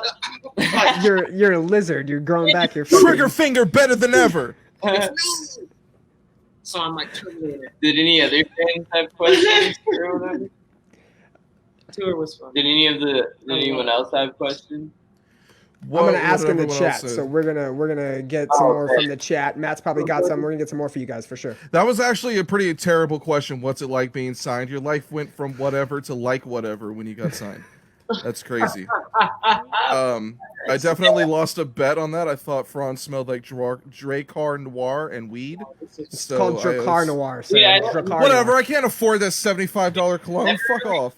He's never really smoked around me. Weed. Wow. Isn't that crazy when you meet someone that's like famous for smoking weed? It's like meeting Snoop Dogg and you're like, wow, you haven't rolled up a joint? It's been like 7 minutes. Yeah. Yo. It's like Snoop just goes, yeah, I just vape. Like, it's all Yeah. Probably. Snoop probably got that PAX and don't give a shit about your papers. I imagine Snoop is so high all the time that he needs to get it intravenously. I imagine he needs it straight to the vein or the He head. just mainlines the weed now. Definitely Like if you could freebase weed, Snoop's definitely freebasing weed It's for called sure. hot knifing, and we don't encourage that. I hope I didn't sound like an asshole when I was like, yeah, my life went from whatever to whatever. But it's more like, I worded it weird, but it's more No, like, you're fine. it's just normal life. Right. no. I think what a lot of people, especially those in bands that are aspiring to be in a position like you guys are, they don't understand that when you get signed to a record label of any fucking sort, that the journey has only begun. Dude, yeah, you know, it's funny that you say that because like people will ask me about it, like family members and stuff, and they're like, it's crazy because like you see that part in the movie or something, and like that scene in the movie, they got signed, they're like living life, they're touring. It's like that's They're also on Sony. you know what I mean? Like that is like yeah, it's like dude. But at the same time, in like in this climate, like you don't need a label. Like everybody's journey is different. What works for one band may not work for another. If you have good infrastructure, like dude, our band got on we hit the billboards without having physical distribution. That just tells you, and that's really one of the only main reasons you want a label is distribution. And that just tells you, like, you don't need it. You know, like Dance Gavin Dance was like #1 in every category, number 14 overall. It's just like, bro, like they had 0 physicals. Like that just tells you, like, if you have good infrastructure, a good fan base, a supportive fan base that, you know, helps fund everything and, you know, supports you, it's like, dude, you don't need a label if you're self-sufficient. You know, it's like PR companies you can hit that you can hit up, you know, that labels use anyways. It's like, dude, if you have an LLC and you get lines of credit for your band, if you're bringing in monthly income, you know, that you can prove that's consistent, like you can get lines of credit, you can become your own label. You know, it's like there's just so many fucking lanes that you can go down. It's just what works for you. Obviously, the one that's put on blast the most is signing into a label because they want motherfuckers to keep signing to a label. Right. Get those 360 deals, you know? Yeah, and honestly, I have a strong feeling. I have a very strong feeling that Spotify will become the future of labels because they're gonna kind of do what they did with Joe Rogan and be like, look, we'll give you a bunch of money if you exclusively release this record on Spotify and no other streaming platforms. And then for the artist, it's like, all right, well, fuck it. You know, it's like I'm getting paid fucking millies for this. Yeah, I'll release it exclusively on Spotify. Everybody's on this shit anyways. Exactly. Everybody already has it. So it's like, it's going to create a big problem for labels in the future. It's like the machinery of the band is going to keep moving regardless. Like, we're going to keep grinding, so Just you like either every speed market. on or get peed on. Exactly. Just like every market, you adapt. Every market is like that, you know? Yeah. Yeah, and what's even better about that is, like, you know, we're on Spotify. We're fucking 11 weeks in, or, you know, 11 weeks in. Yo, shouts to my episode 11 playlist on Spotify that features You know. the Dropout Kings. Go download that shit right now. So You know, it's just like people shit on it, but it's like yeah, Matt, people shit on Spotify, but it's Fuck dope. you. I like Apple Music more. Whatever. I stream you guys on Apple Music. I was told you get paid more. Okay, sorry for trying to fill your pocket. dude, honestly though, if you like you get like $8,000 per million streams, you know, it's like if you That's why we need to be on Tidal. Yeah, if They you get like 13. yeah, if you were on Tidal, no one would have fucking heard you, bro. I'm just saying. it's like, dude, if you know, if you own the rights to your music and stuff, and you're able to get that kind of a fan base, like you see how you can make money off that, and like people just don't, you know, it's like it's more about brand awareness too, you know. I mean, I remember me and Matt talk about this pretty frequently. We remember going to like Warehouse Music and FYE because you would find shit there, Amiga Music, weird ass record stores. What's up, 1998? I miss you. You would find distribution, you would find albums and shit that would, you wouldn't find in other stores for whatever reason, the distribution, the labels, what have you. Now you don't have to worry about a label to distribute you. You can just fucking sign up. Even SoundCloud rappers were fucking blowing up for a hot minute. Sorry, right? we will not be featuring SoundCloud rappers on this podcast. You need to have a Stay Sick Records label deal or else. Stay sick or higher, damn it. Oh, right. There's only one way to do it. Yeah. No, you guys are right in a lot of points. If you're already making money as a band, then you can kind of dictate who's coming to you. And that's why I tell all the unsigned bands that ask me for advice, just try to make music that'll sell. If you're good, make music other people want. Don't make music that only you want. And my thing I always tell people is like, stop fucking looking for it. Like, if you're solid, the managers are going to come. The booking agents are going to come. After that, I would say get those two things first, then get a label. And the labels will come. Those booking agents, those managers, they'll find those things. They'll work those connections. They probably already in bed with a couple different labels. It's like it will just fall into your lap. Like, just keep plugging away, and it'll just fucking happen. Like, I feel like that's the thing is, like, if you try too hard, you're actually just going to repel it, you know?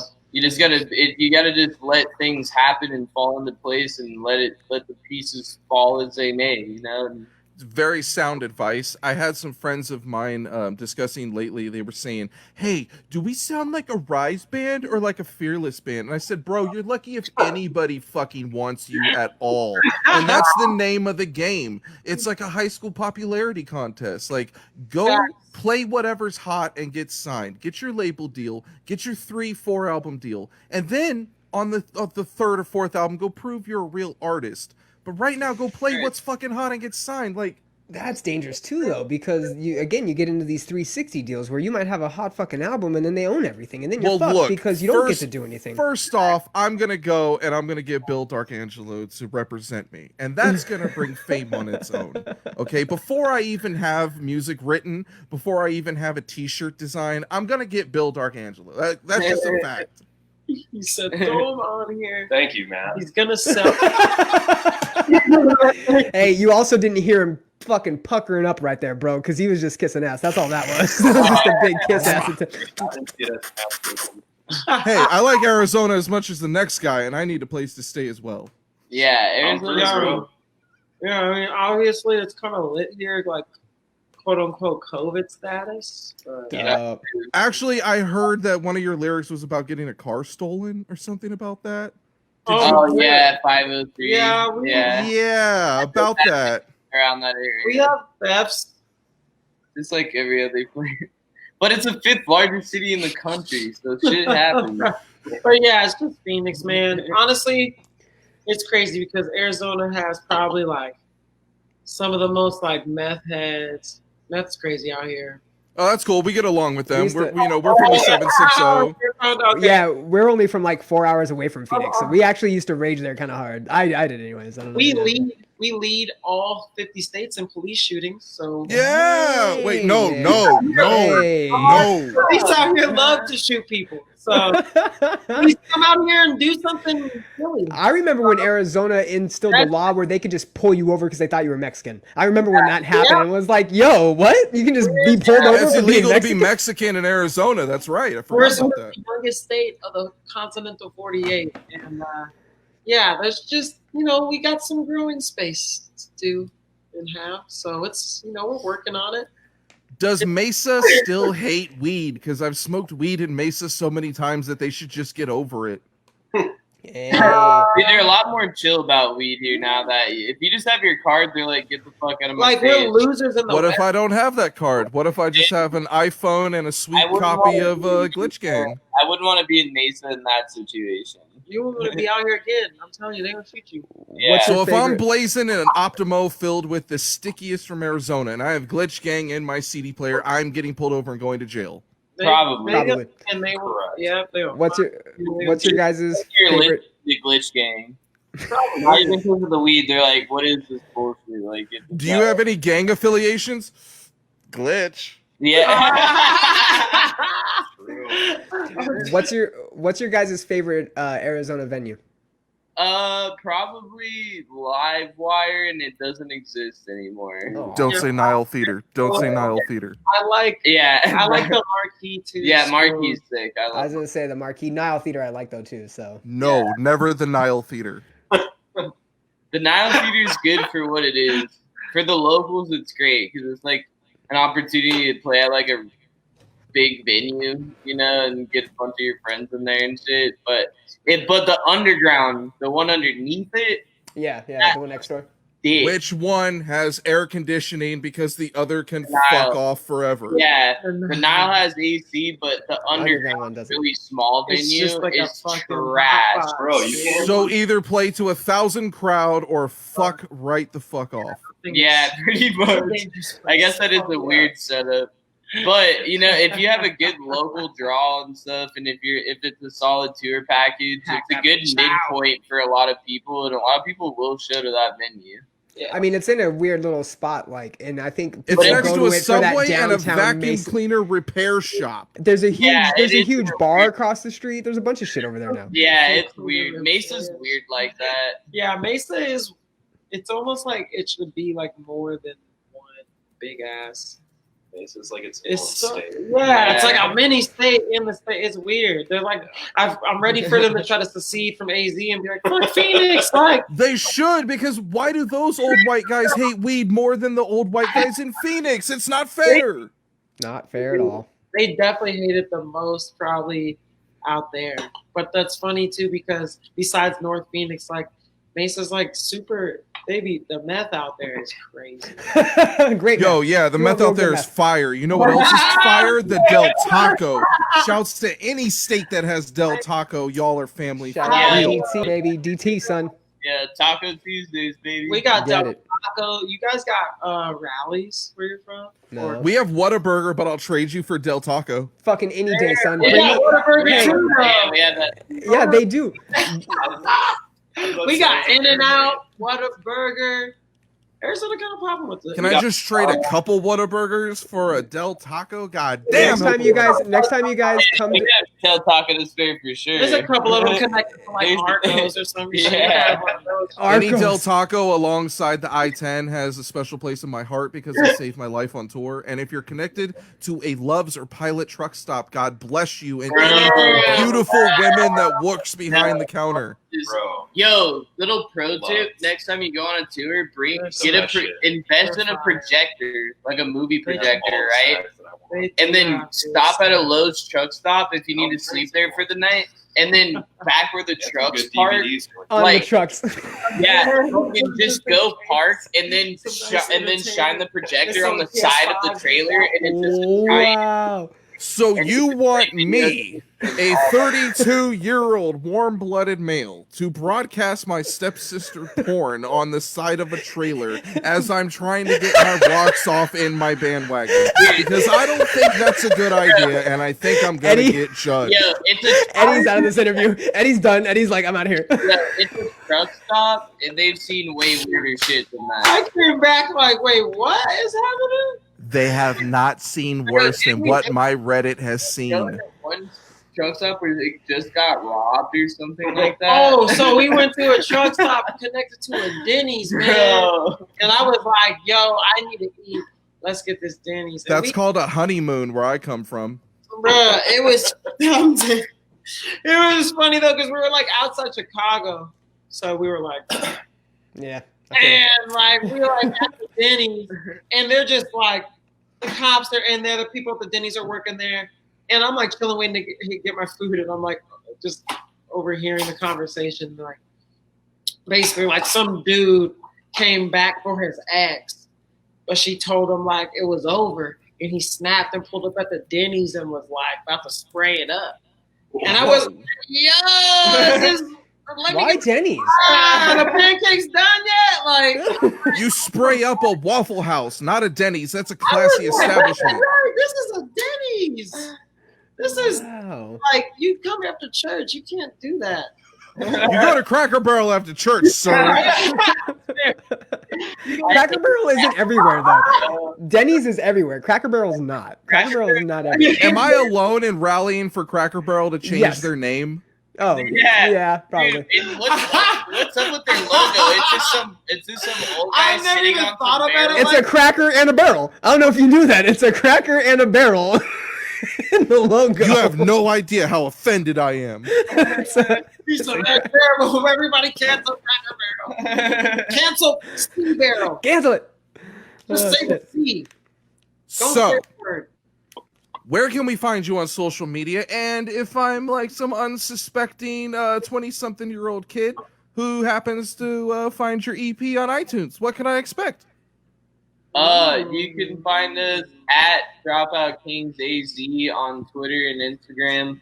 Look up Dropout Kings on Facebook, Dropout Kings on Spotify, Apple Music, iTunes. You'll find it. We have an EP out. We have a full length out. And then what to expect? Expect some fucking trap beats with some gent riffs and some flows and some screams and some Pokemon references and some Mortal pop culture Mortal references. Kombat, Dragon and Ball Z. Just little. You never know some what you're gonna random get on one of shit. our Yeah, songs. you never know. You might get like an Endgame Avengers Endgame reference mixed in with like a Mewtwo and a Hey, Mewtwo. I they didn't coming catch at any- you with nothing. I didn't catch a Pokemon reference. Did I listen to it wrong? Oh yeah, you in gotta Glitch go Game back. there's you was riding waves. I was surfing like a Raichu. Because there's a You Alolan were supposed Raichu. to tell him surf. what you're supposed to Son listen. of a bitch, I did it wrong. But It's okay. there's a lot. There's a few in I think there's sprinkled enough. in. Yeah, a there's few some. songs. There's some other ones. You know, Fakai, the course is all about Beerus. Believed when he did his thing, then he Yeah, missed him. Rebel King, a something handful of I'm saying rings, and where, he kissed him. you know, R.I.P. the lady, I'm 6 talking feet, about and he dissed him. Beerus. Matt's currently reading your lyrics, trying to find the Easter eggs. He's like, Yeah, "What are these? man, What are these yeah. Pokemon references?" I'm gonna find it too. Yeah, And then- Oh, yo, there's a bunch of them too. There's a few. Do you guys? what have any made vid- you say kaiju? I'm a big Godzilla fan first and foremost. So Godzilla is literally a poster child for kaiju, which is strange monster in Japanese for those that don't know, but it is. I always wondered why my ex called me that in bed. We just- but yeah, I just wanted to. I just wanted to flex the vocab, and I That was thought a it nice was setup. it was a cooler way. That was nice. It was a cooler way to just say monster, but that was, So, okay, I know y'all are like mild wrestling fans. Have you ever seen kaiju wrestling? No, is it Japanese wrestling though? It is totally Japanese. It is I two love guys Japanese dressed up as monsters in a paper mache city, and they It's fighting. battle. Dog, I definitely seen that at least one time, and I swear I didn't. I don't even remember what it was on, but it was one of those things where I saw it, and then it was over, and I was like mad as fuck because I was like, "What is that? Like, I need to see some more of this, but I don't even know what to look up." You think that's great? Wait till you see the porn parodies. I'm weak. So they doing the real life live action hentai swag, crazy shit. Tentacle dildos. Tentacle penis suit. Tentacle dicks. The tentacle dicks, dude. That's where it's at. Tentacle dicks. The next Dropout Kings release will be the full length paper mache dicks in the kaiju battle. It's called tentacle slong. It's gonna Tentacle be schlong. facts. Yeah, Everybody, bro. Call of Duty Blackhawks We'll strike coming Sure. out. I thought that was the name already. Have I been playing it wrong? All right, so find them at Dropout Kings AZ at just about everything. You can find me on Instagram, TikTok, OnlyFans, and Christian Mingle at iHateTheScene. If you want to find me on Twitter, it's going to be this terrible fucking name that I have written right here. I hate the scene where the A and hate is an 8, so IHATE the scene. It fucking sucks. Fuck Billy, Shouts to the bastard that took that name. I hate you. Billy forever. Jenkins. Fuck Billy Jenkins. He has our fucking hashtag. I feel We like need it that's back. not his name, but fuck that guy. We don't know his name, but we're getting it. Shouts to Arizona. Shouts to Dropout Kings. Brian, where can they find you and your OnlyFans? Of Bryan of Death. Yes, I am starting an OnlyFans. You can also find that at of Bryan of Death. Hardcore feet pics. Hardcore feet pics. Content will be coming out here shortly of A Bryan lot of of Death mayo on the Twitter. toes, if you know what I mean. What is this? Feet pics. So it's just like just sell feet pics, bro. It's like Yeah, Yo, dude, can it's you cool. just like show me that sexy ass arm again? Feet pics? show me- That's what we're about here. Show me more of that arm, bro. There was some ink on that arm. What tats you got on that I arm? was trying to point to our little thing. Yeah. Oh yeah. Oh, look how colorful the wrist is. This guy's Oh tapped. yeah, that's fucking sexy. Some of it's new on the shoulder. Oh yeah. Is that Jesus? Yeah. No. You have Jesus? It's the Beatles.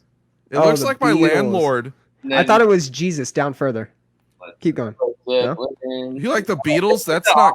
That doesn't sound like your album at all. No, it's not. And then this one's like an all 50s theme and shit. Right, you know, you gotta have those secret influences where like it's not the sound that influences you, but it's just like, you know, it's the musicians. So sometimes it's like that, you know what I'm saying?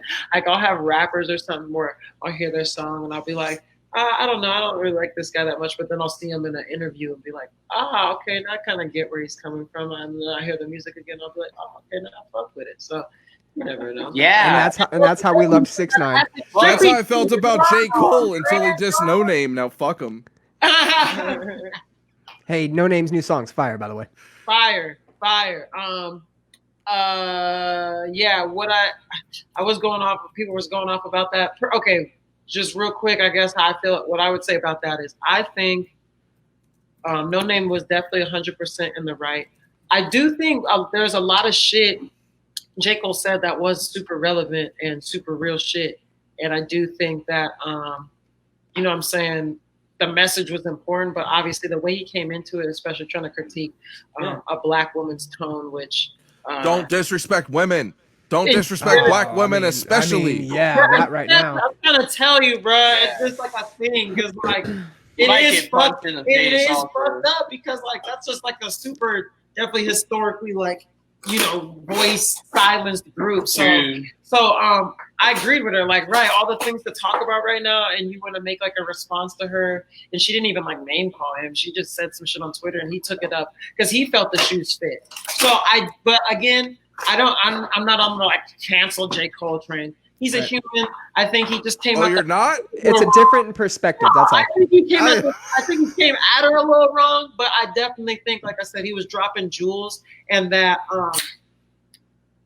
he still is a person that, you know, I look forward to releasing new music because he does try to put himself in a position to inspire people and lead them into some type of direction I think is positive. And I know No Name recognizes that, but too. But like she said, you know, right, like this should be happening. Y'all don't ever talk about this. And you know, I'm just saying celebrities in general, a lot of people kind of overlook that stuff until it becomes a popular thing to say. I think she was calling out the industry a little bit too. And right, in general, you know what I'm saying? So that's why I was like, I'm not even tripping on her though. I think she spit bars. No Name is definitely a fucking goddess, and I'd like to make a track with her one day. That'd be cool as fuck. If we didn't cancel J. Cole for not being as hot as Travis Scott, then we're probably not going to cancel him now. I'm going to always be a J. Cole hater just because I think so many people make hotter music than him. Kendrick comes realer than him. I used to work in J. Cole's hometown, and I don't have respect for it. Okay, so you're not fan now. Okay. I definitely I will say as a lyricist, he's definitely overhyped. Like people be like, he's one of the best rappers out, or like, and I'm like, I'll tell you why that's funny to me in a minute. Here, but I will say that again because he's somebody that does take the time to curate these particular messages and tell these. One thing that he does do better than a lot of other rappers, though, his storytelling is very phenomenal. I give him mad props for protesting, standing with Dennis Smith Jr. and protesting the streets of Fayetteville. What I do not give him props for is being boring as fuck in his rap music. I was gonna say, I know that's his biggest critique. That's how our tour manager feels. Our boy Larry Lynn, he is not a big J. Cole fan. It took me a minute to get him on Kendrick because we used to argue all the time. He used to be like, man, I think, you know, he would be talking about how he thinks Future and Lil Uzi are better than Kendrick, and I was just like, you're literally high. Yo, I'd love me some Lil Uzi. You will not hear that argument from me. It's all subjective, so I can't hate. Like, to me, right now I think Kendrick is the best rapper alive. Lyrically, substance-wise, Kendrick, yes. Yeah, the way he can just bring his visions to light and and kind of just explain what he really has to feel and say. I think he articulates it in a way that is a little slightly superior, maybe to even his peers that are on that level that are really. I'm not gonna forgive him for To Pimp a Butterfly, but I will give you everything else you just said. I'm dead. I love To Pimp a Butterfly. Yeah, what's wrong with To Pimp? What's wrong with Look, that? I am never gonna like that record. Okay, I have tried. I have fucking tried. I love that album. Bro, I won't lie. You're canceled, Matt. It's very jazzy. It's very, because the whole thing about that album is like, right, he was just on the super woke wave coming back from Africa with his shit and trying to get into so he tapped into the Isley Brothers and Terrace Martin and Thundercat and all these jazz contemporary Thundercat artists. is the shit. It still didn't gain my approval. I can't hate. I won't even. Good Kid, Mad City is so good. That shit is crazy though. But another thing I love about To Pimp a Butterfly too, besides the message, is I just think that again, like say for instance right now, right, everyone's talking about Black Lives Matter. Even with a lot of conscious artists, you don't hear a lot of artists in general, whatever their race, just talk about that shit like a lot, unless they are like a Lupe and Immortal Technique, like a hardcore kind of conscious motherfucker. Someone that ain't afraid to speak it, yeah. Shit, you know, somebody like that, or Most Def. But most artists, you know, they might touch a little bit on it, but right, like I said, they're gonna be kind of talking about everything. But when you come out the gates with a Good Kid, Mad City, right, and they hand you the world on a platter to just be that next fucking guy that just makes hits, but you decide to be like, okay, now that everyone's eyes are on me, let me like kind of Let me do some smart shit and hit people with some deep shit. Because that whole album is like, that shit is perfectly relevant for right now. You know what I'm saying? I look out my window and I see like a lot of those songs because I'm like, right, depression, suppression, racial aggression, private prison systems, da-da-da. He's talking about all this shit. Democrats and Republicans, which one you governing? You know what I'm saying? Like I'm like, nigga, we living in it. You see Trump and Biden and all that. I'm like, bro, it's dead ass. So I'm like, that album to me might be, I think it's gonna age well. I do. I'm on board with you, man. I love To Pimp a Butterfly. I'm not mad at Good Kid, Mad City either. But To Pimp a Butterfly was good. It was different, and it showed his range. He wasn't just coming in to be a rapper. He was coming in to be smart and intelligent. Make more records about Angel Dust. He raps some more. You know what I'm saying? Like he can always come back. And he still raps. Yes, yeah. He still fucking comes in hard. Yeah. You need the album like Damn. You know, which I think is kind of like in between both of those. It's got some personal story and some of the energy, kind of like Good Kid, Mad City had, with some more single kind of hype songs and shit. But then it also still had some of those kind of jazzier, more kind of just like poetic vibe songs where he's really just kind of talking about some shit. And I mean, damn, what, that got a Pulitzer and shit. So I mean, if Kendrick linked up with Chuck D from Public Enemy, would it be game over? Damn, Kendrick and Chuck. That shit. Right? It just popped in my head. Oh, that's a good. Fuck. You need to put that on like a hip hop Reddit post. Hey, it's in the ether now. It's in the ether. That would be hard. That's like a low key. I think that would be a great combination. White guy just left hip hop Reddit on fire. Yeah, Dude. I did it. I did it, Mom. It's not even in there yet. Okay, go post it first. You know who are really fuck with? Like, I'm on it. Do you like JID? You guys bump him? Have you heard it? Is that the British guy? No, he's on J. Cole's label. He's on Dreamville too. So well, that's why. Under J. Cole, I'm dead right. He's like, he doesn't sound anything like J. Cole. I bet you like it's a lot more energetic and exciting and entertaining if you would. Because I'll believe you with the J. Cole. Like, but yeah, check him out. And then he got these other guys on his label too named Earth Gang. Yeah, we're Earth Gang fans. Is Earth Gang vegan? We'll kind of call them like the new Outcast and stuff. Like, hey, you Flatbush fans? You guys are Flatbush Zombie fans? Oh yeah, dude. Flatbush Zombies definitely not slept on in my phone and my whip. I like all that shit. I like the ASAP Crew. I like Pro Era, really badass in them. You know what I'm saying? Yeah, Flatbush is fire. Underachievers. You a Mick Jenkins fan? You guys listen to Griselda? Yes!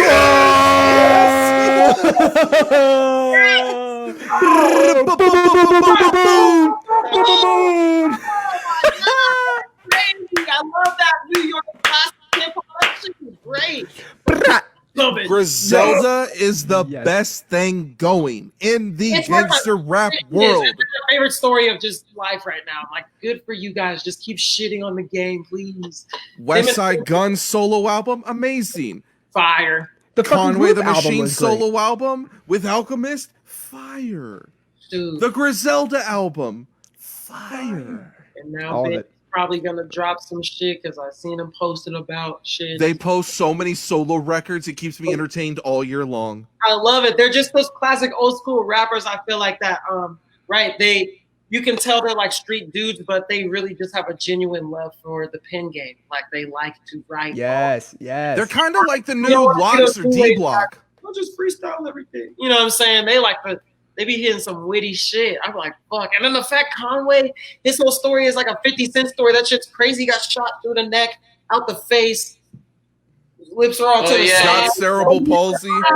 He survived, and now he's like one of the coldest rappers out. And I'm just like, that is like the coldest. That's like the most hardest gangster shit ever. Like, it's crazy. It's just like, good for you, man. Like, that shit wild. I'm so glad to hear more people jamming Griselda. They are fire.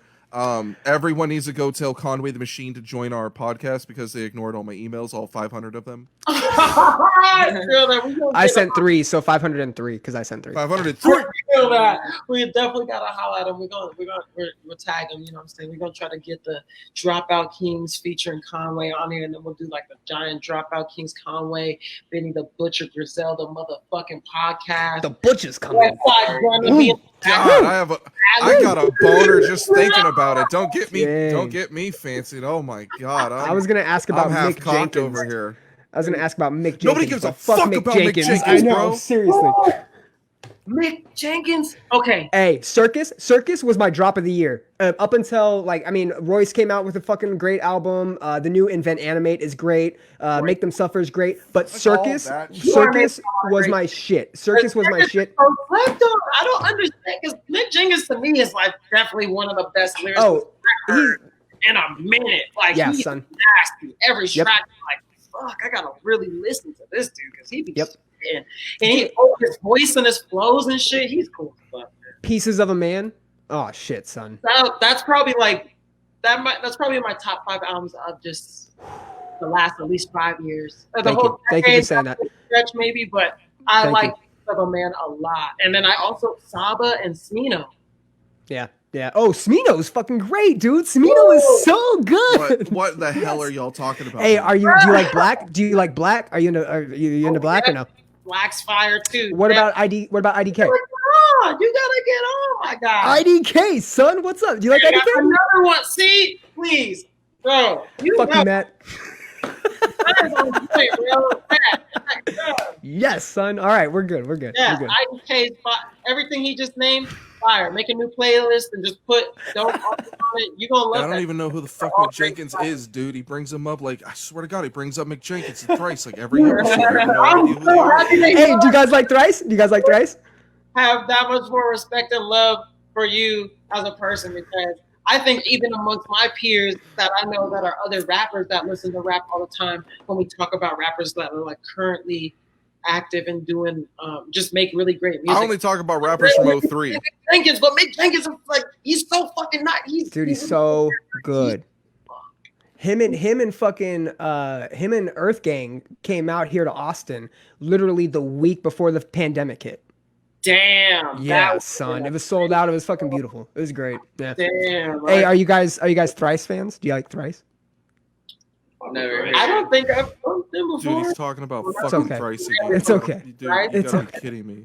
Yeah, he's talking about Thrice. It's like the 500 times he's talking about, dude.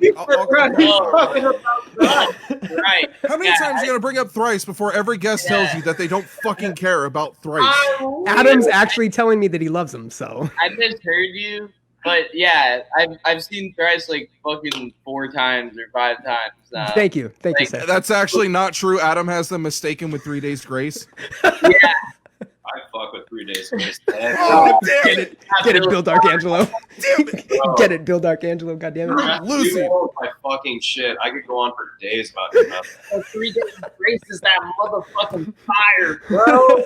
I feel like 3 days grace is like one step below Joe Rogan as the gateway drug to white supremacy. Sorry, not sorry. No, I Sorry, Canada. Hey, real quick, Joe Rogan might get canceled, for real.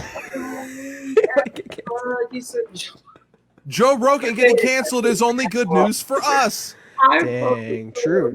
Poor man Joe Rogan over here, you know what I'm saying? being a white That is funny as fuck. What about Isaiah Rashad? Oh yeah, Isaiah Rashad's dope. Yeah, of course. Fire. He ain't putting enough. Dude. Yeah, you know, we're I got you, dude. You and me will start a podcast. We don't, You're just gonna leave me to get canceled on my own? Thanks a lot, bro. Who's gonna be there to tell me that all my accusers are liars? Oh, some fake ass friend you are. I'm gonna have to hire Bill to be my PR after everything goes south. Bill already signed us. Matt He already didn't signed mean us. anything he said on episode 11 through 72. We're canceled after 69, so it's fine.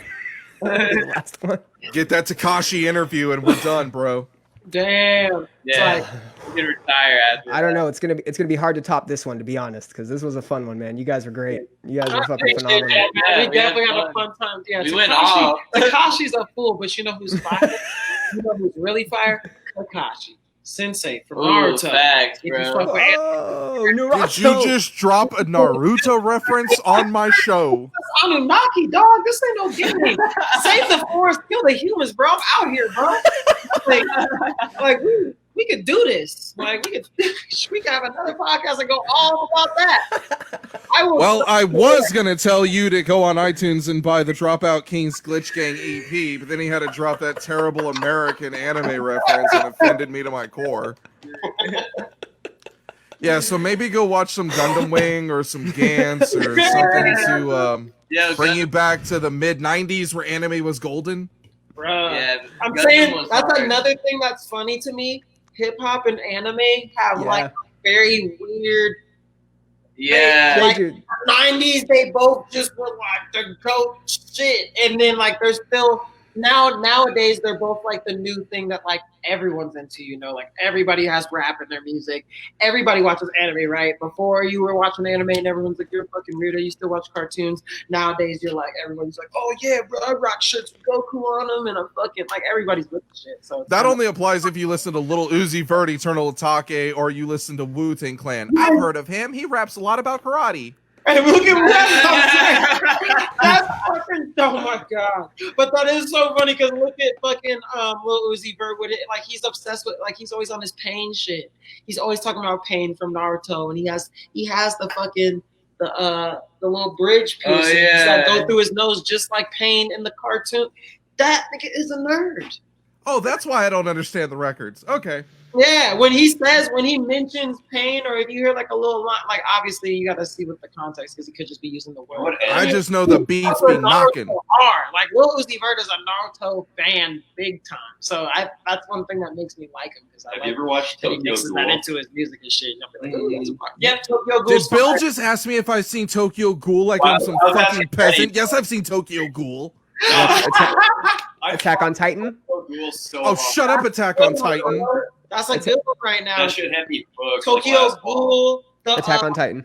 If you haven't seen all 28 episodes of Gantz and made fun of their live-action anime, then I can't speak to you. Damn, see, Gantz I'm sleeping on, but I've heard some stuff, so I'm gonna check that out. See, I watched some anime. I might need to check that out. But what's the I've one? watched anime. I dated one Asian girl in high school. I know what's up. You fucked with Black Clover yet? Or Demon Slayer? Demon I've Slayer, smoked yeah. Black Clover cigarettes. Oh god, that just brought me back. to some Hey, dark I'm days in dead. high school. What do you mean my throat feels fine? Like, and like, right, obviously, like we said, you know, Adam is about that Pokemon life. I'm glad you said Gundam Wing. Gundam is another classic. So many people, Forever. these little fucking kids, man. You guys know about Voltron or what? Oh, shut up. That's OG shit. super class, right? Like, Yeah, Voltron led to was Power Ranger, like Voltron. What do you know about Power Rangers first season only? The motherfucker said, Fuse, the defender of the universe.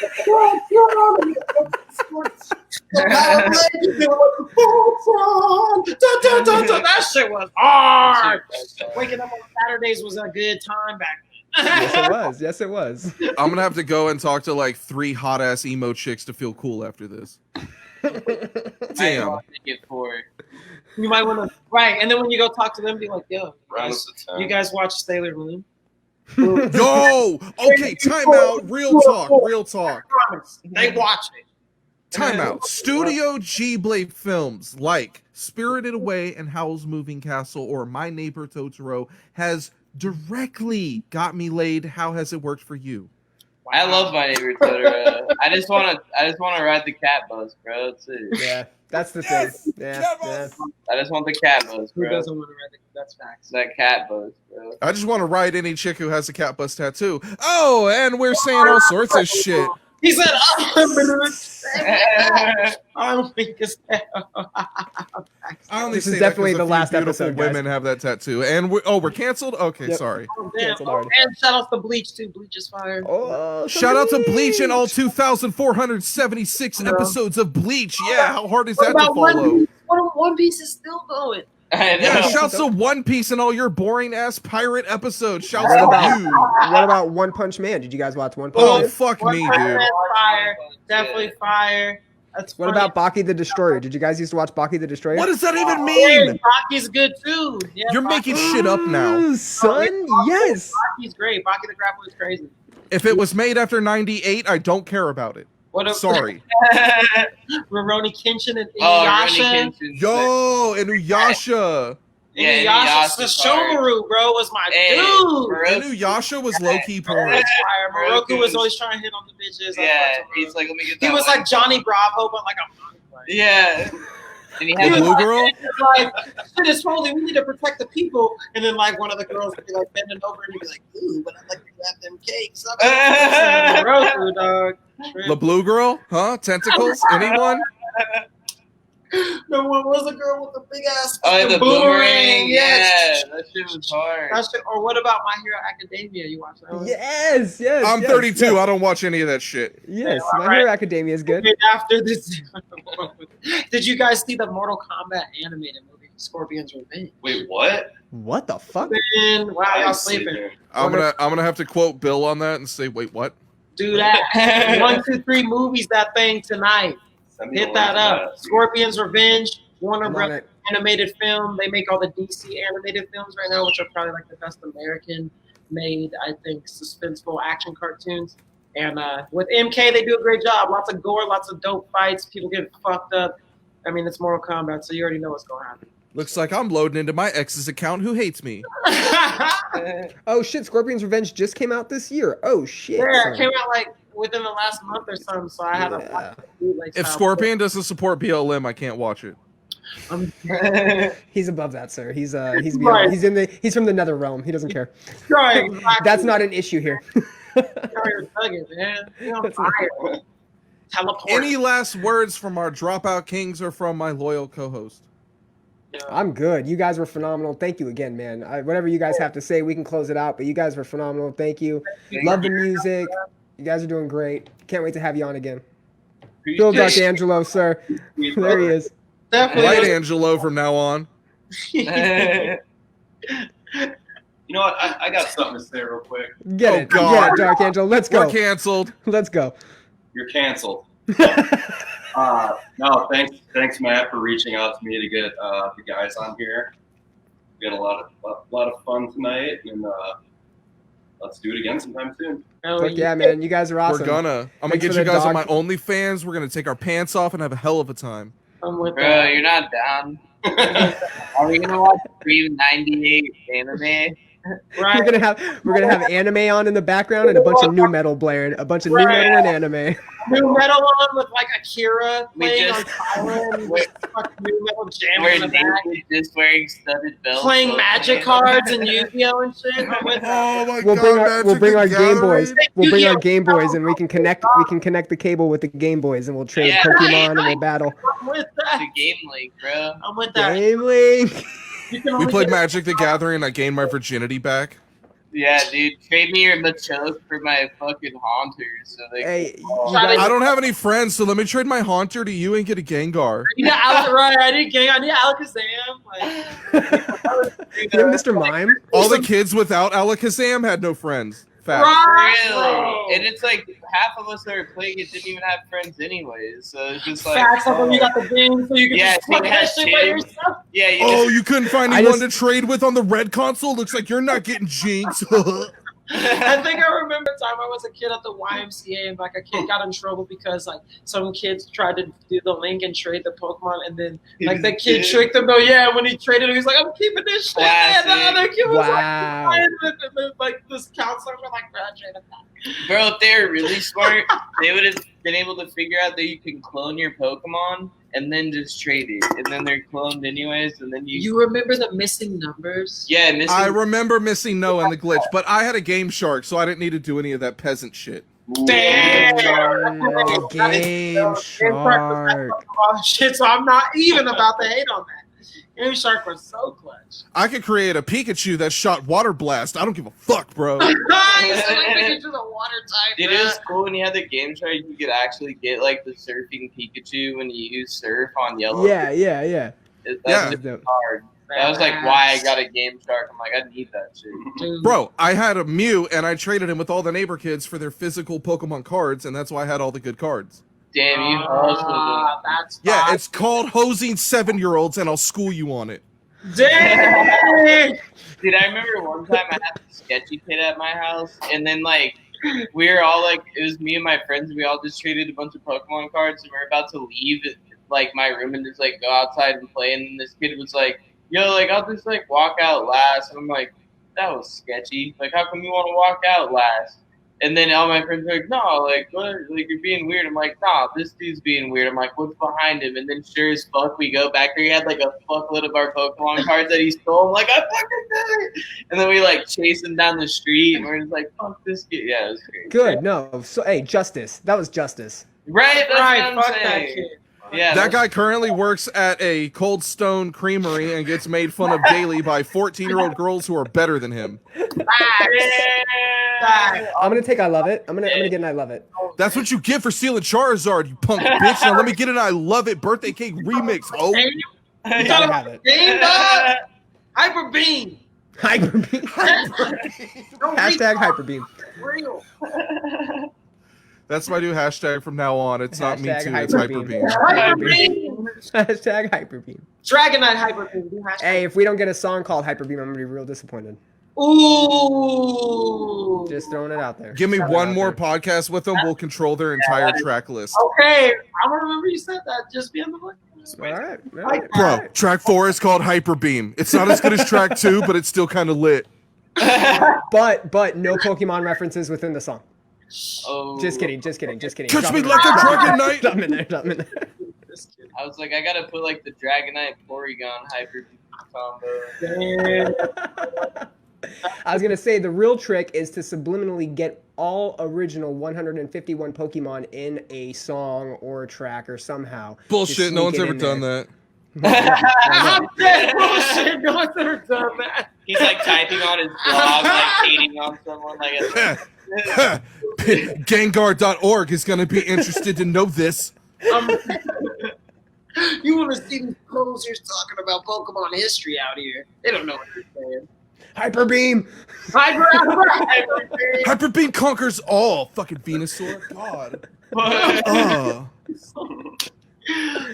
Ah, shit. This is great, guys. Thank you. My favorite Pokemon too before we get off. Let everybody know of all the generations. oh yeah, Mewtwo is my motherfucking favorite Yep. Pokemon, period. But my favorite Pokemon that's not a legendary, I think, is probably also a Gen 1. It's probably honestly Alakazam. I'm so basic, but they're so cool. Psychic types just kick ass, and in the cartoon they're so OP because they shit on everything. They're like, do flamethrower, then this dude's like, do confusion, and the flamethrower just turns around in midair and roasts the nigga that shit. I'm like, damn, they shit don't do that in the game. Damn. It's all about Psyduck. Hey. Or Lucario. Lucario's gangster. Lucario's dope. Lucario is. Everyone- Although I'm not a big after fan. I'm not a big post 151 fan, to be real honest. But hey, you know, Oh, you fucking elitist! I'm gonna leave. Act like the Neo ever existed. Oh, and Giratina. Giratina's tight. Guillotine is sick. That's my guy. Miss me with that. Big ass. Yeah, that one's like Gen 5. or You're right. something. See, he's later, but he's strong as fuck. He OP. He's like basically Pokemon Satan. So what you gonna say? Pokemon Satan. Oh, You like- That ass though, You like because it? Arceus is another new one, and that's like Pokemon God, and he's basically like his counterpart. Oh So- shit! So Mewtwo just That's sucks the ass Pokemon now. lore right now. For all our So- Pokemon fans out there, if y'all didn't know, yeah. Well, we're only down to two viewers now, so it's no big deal. Yeah, and it's just me and you, bro. You know what I'm just saying? kidding. We I'm out here. just kidding. I'm joking. No, I'm just playing.